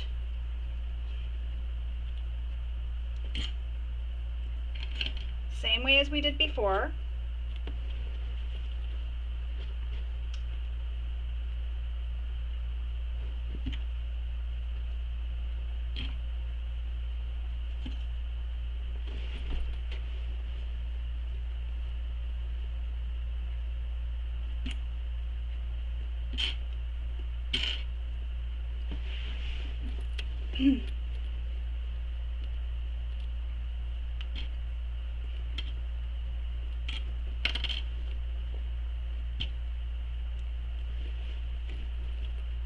This is where we are almost done.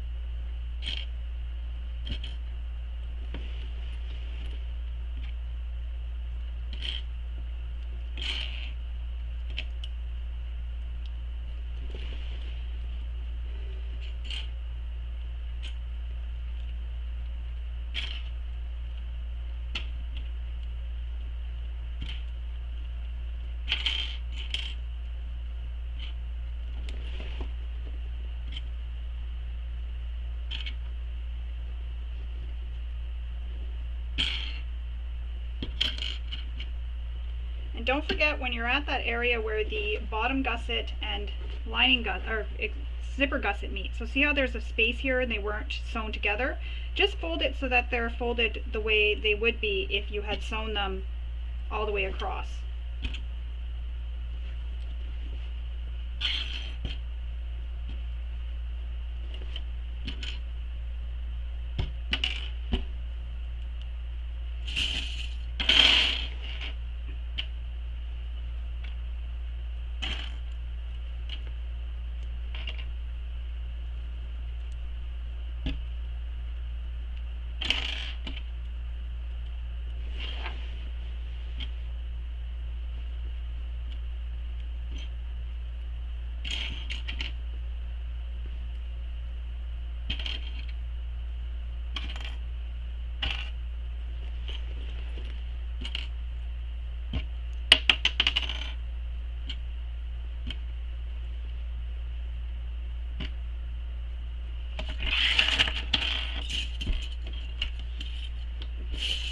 Going to get my extension table again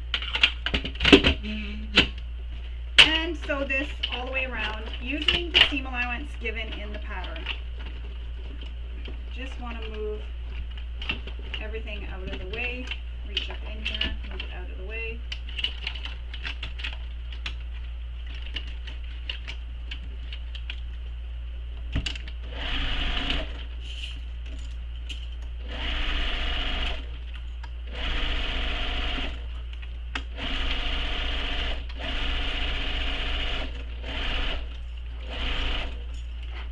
To make snips in my curves, so I'm going to do that now.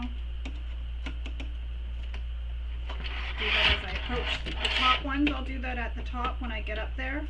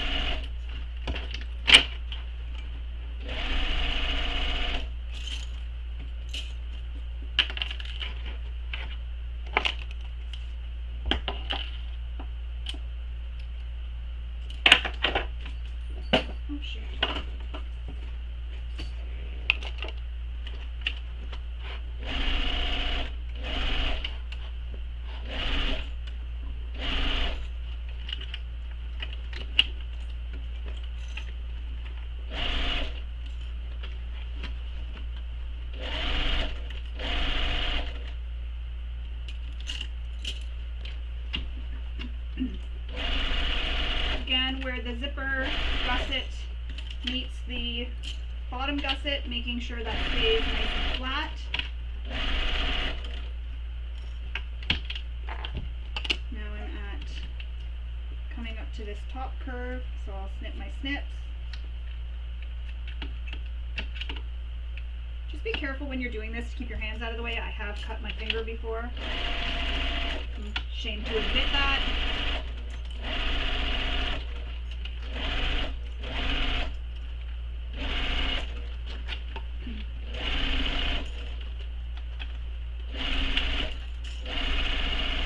The other curve now, the final curve is coming up.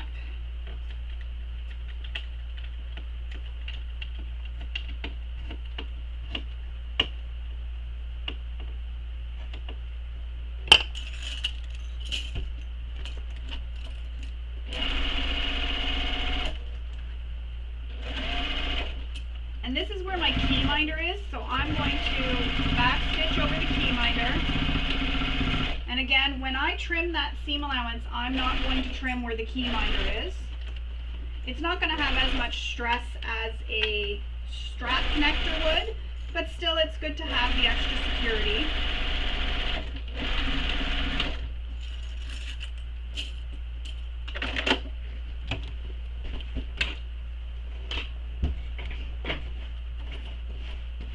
Now, I forgot to leave the opening, and I did that on purpose because I just wanted to show you how to do that if you do forget to leave your opening.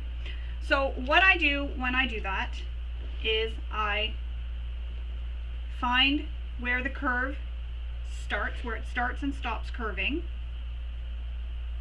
So right about there, and then I pull the stitches. I seam rip a stitch. And then you can pull it apart. So if you watch, when I pull this apart, it pulls it apart here. So where I've done that, I'm going to go back with my machine and I'm going to back stitch there. And that'll help hold those stitches that I didn't seam rip because I'm stitching right over them. That'll help with this, keep those stitches in place, and I won't lose my stitches there. It won't come apart any more than where I seam ripped, because I've stitched over those stitches, so now I won't lose any stitches at all. It won't keep ripping open.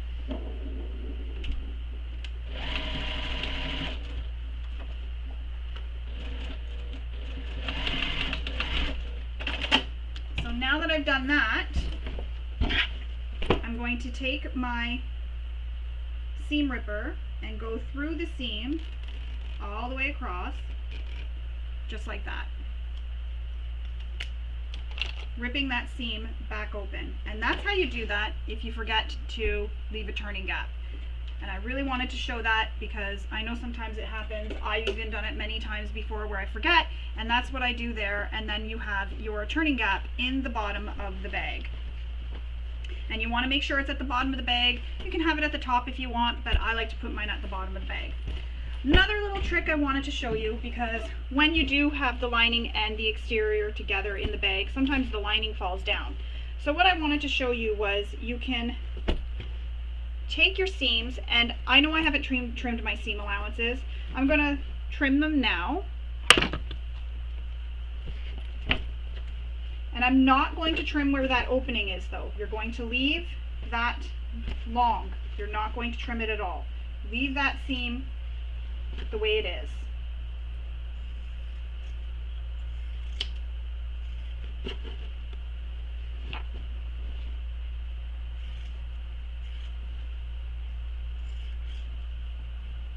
You're just trimming all the way around.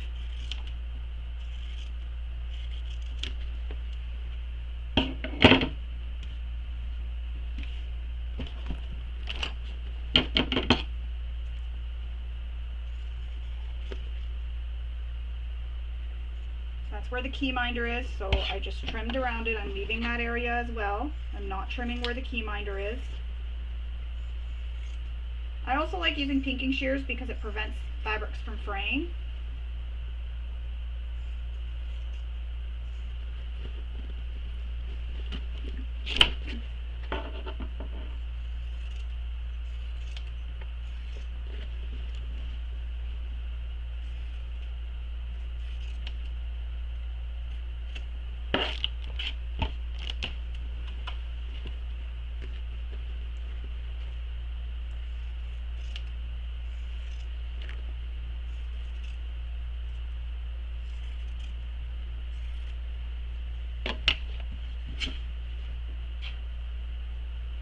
So I trimmed that seam allowance down. Now what I'm going to do is find the center points at the top, which I can still see it here because I still have the line and I still have the line here. And I'm going to match up those center points. And I'm going to pin it all the way across, making sure that center point stays matched up. And I'm just going to pin until I get to the curve. And I'm going to do that on the other side.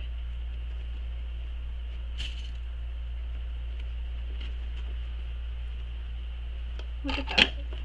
Part of my exterior didn't trim away.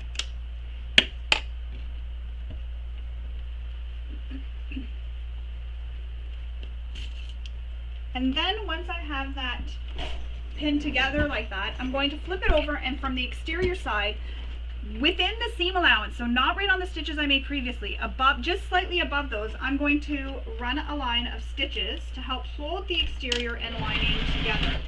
So just above the previous stitches I made. If you go right on them, not totally the end of the world, but try to avoid that. It's more important for the exterior than the lining.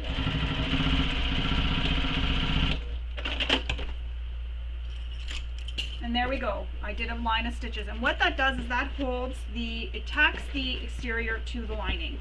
So now we want to turn this right sides out.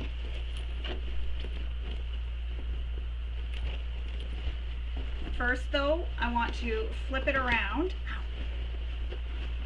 and I want to repeat that process for the opposite side.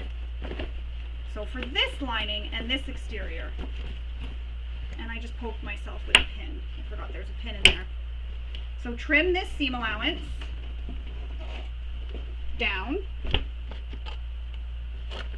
Should have did this before we sewed the other side.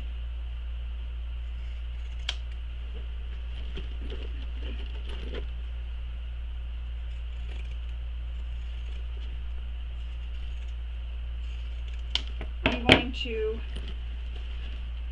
can't reach in right now. After I'm done this, I'm going to reach in and grab out that pin before I poke myself again.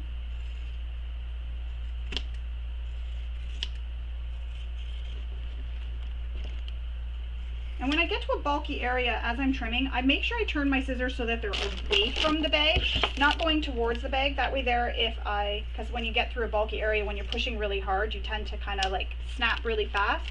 If that happens, I don't accidentally trim into my bag. Just a precaution I take when I'm cutting. I always kind of point my scissors as I'm going out towards the edge, not towards I was going to say zipper, not towards the bag.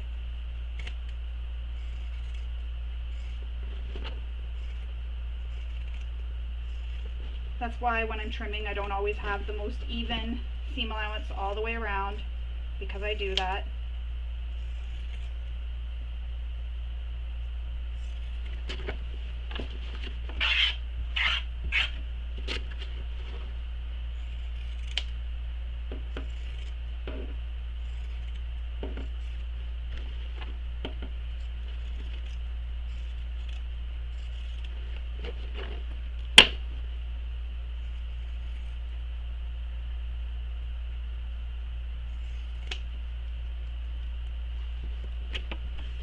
Alright, so now as I did before, I'm going to line up the center marks of the top. And again, the reason for this is so that the lining doesn't fall into the exterior. This just helps pin it up so it stays up. There we go. So find the center marks, match up the center marks, and then we'll run a stitch just on the top edge. So I'm pinning, see how I've got my exterior and my lining? So there's the exterior, there's the lining, you're pinning it together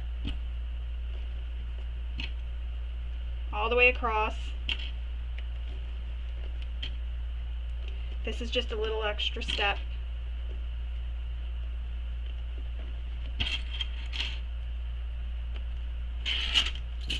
Just to keep the lining from falling in on itself when you're using the bag.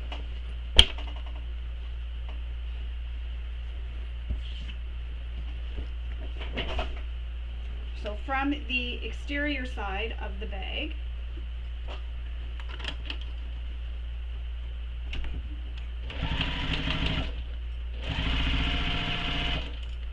stitch just above the previous stitches.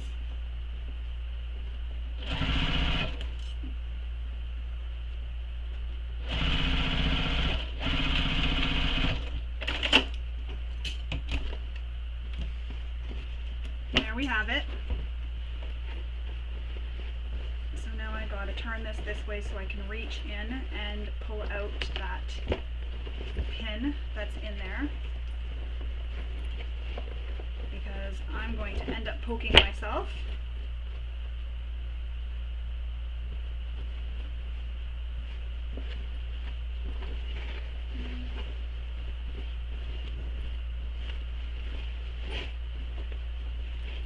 Actually, I'll be okay. So I'm going to turn it right sides out. Oh, you know what? I can get to it. You can see it right here. I don't want to poke myself. There we go. So we're turning this right sides out now, and just be careful when you're doing this.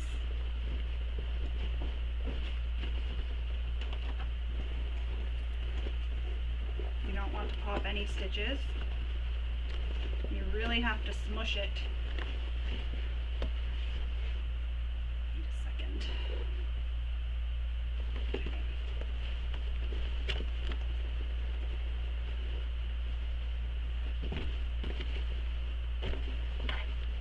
This part is always hard for me. My hands.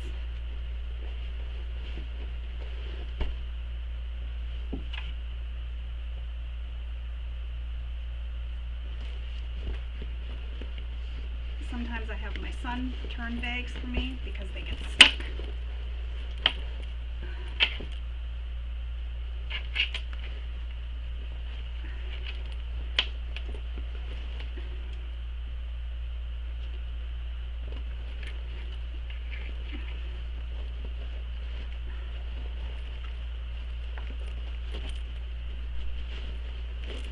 There we go.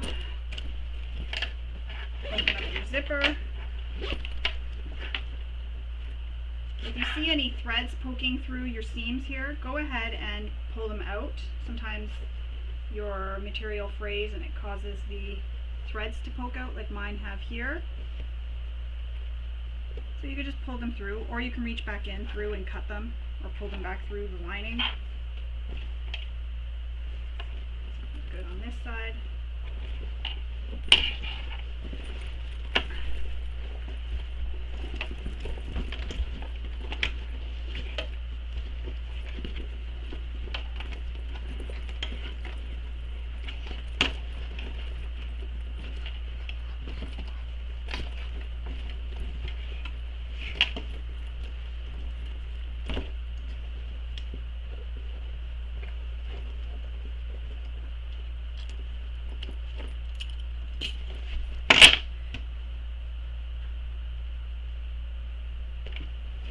Depending on the interfacing you use, so if you use foam, you'll have a bit more of a structured bag than I have. I wanted it to stay nice and soft because, again, this is for a child, so I wanted them to have a nice squishy backpack so that they can squish it up if they want. I'm just trying to press these edges here.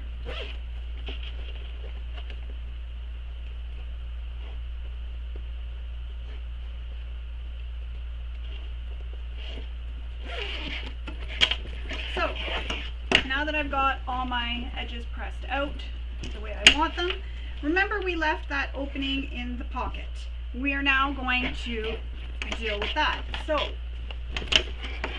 you have your hole in the lining. What you do is reach in through the hole in your pocket. So I've gone through the hole in the pocket, I'm coming out the bottom of the bag. Pull the bottom of the bag through the opening in the pocket. So here's the bottom of the bag. I can now clip this all the way across and then sew this with the seam allowance that was given in the pattern. Instead of sewing it here in the bottom of the bag, you're leaving the hole in your pocket, and that way it'll have a nice clean finish to the bag. But if you didn't leave the hole in the pocket and you followed along with the pattern, you'll just take this and fold it under the way I'll show you with the zipper. So with the seam allowance given in the pattern, back stitch and then stitch all the way across that opening.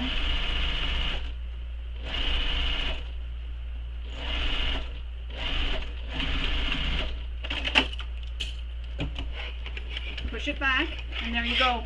You have your opening that's closed the same way that you had stitched all the way around. You don't have the stitching there. That won't be seen in the bottom of the bag, any of that stitching. Now we need to deal with the opening in the bottom of the pocket. And again, this is a personal preference. It's not something you have to do. I just like doing it this way, just because it's hidden in the pocket, and the only time you look in the pocket is when you're looking to grab something and you don't really see that seam. So now we're going to take the seam, and this would be the same way you would do it with the bottom of the pocket, and you're going to turn it under by the seam allowance given in the pattern.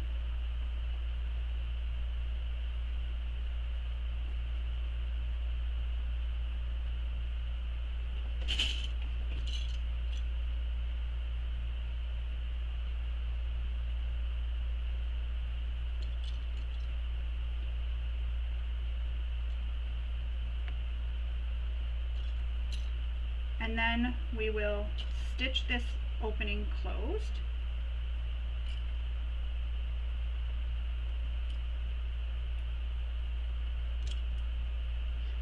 All the way across. Now you can also hand stitch this closed or machine stitch it. I'm just machine stitching it because, as I said, it's in a pocket. You're not going to see this.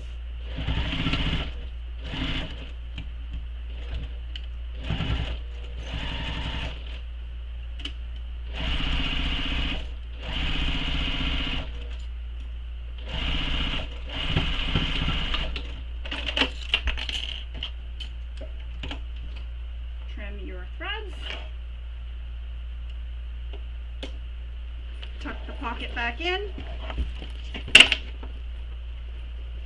so it is tucked into the bag. Push those corners in.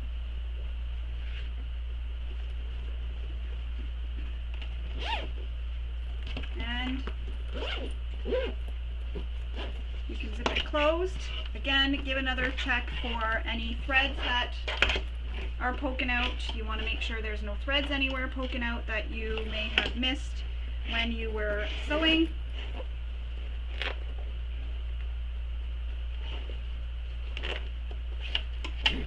Same thing on the interior. My zippers have these little plastic pieces wrapped around them, so I'm going to remove those. So if your zippers have that, or you can leave it on if you're selling this bag or whatever you're choosing to do with this bag, you can leave them on, and then the person that you give this to or you sell this to can remove it themselves. However, like I said, I'm giving this to a child, so a child may not think to remove those. They might just think that that's supposed to be there. So I'm removing those now. I keep them on while I'm sewing just so that nothing gets scratched.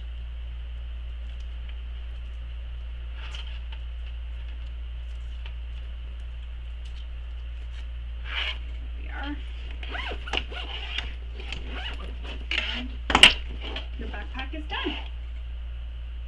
You will want to give this a really good press. Be careful if you used a material like I did, like a faux leather or a vinyl. You can add some clips, some of the Wonder Clips along the edges, just to help clip it and help it get really nice press. Leave it there for a few hours or overnight. When you take it off, you will need to heat up your ironing board with your iron and then take where the clips are and rub it over where the clips were. This will help heat up the vinyl or your faux leather, and you can smooth out those teeth marks that are left from the clips. So once you have it all clipped, your backpack is done. You're ready to fill it up and take it out to the world. As I mentioned before, my backpack was made with Decoville Light and fleece, so it's a bit of a squishier bag because this is for a child. I wanted it to be a bit more squishy. Yours may have used foam, and it'll give it a bit more structure and it'll hold it up a bit better. So just depending on the materials you use, yours may look different. As you notice, mine's falling into itself because it's a slouchier bag. So I hope you enjoyed sewing along with me and maybe picked up some tips and tricks. I hope you're really proud of your bag and you take it off and show it off to the world. Don't forget to post your bag in the KMG Bag Makers group on Facebook as well. Use the hashtags that are given in the pattern. If you have any questions or any comments, you can post them below in the description. I don't always get notifications, but I do come on and check them to see if there's any questions that anybody's asking. But the best way to get a quick response is to send an email to Kristen at the email given in the pattern, or even ask in the Bag Makers group on Facebook. There's a lot of bag makers there and they'll answer your question right away. Everybody's really ready to help. If you do make one of these bags using my video tutorial, please use the hashtags below in the description for the tutorial so that I can find it on social media and be able to comment and see your bag. I'm looking forward to seeing all the Oasis backpacks that are made, and I hope you enjoy this tutorial and have a wonderful day. Bye.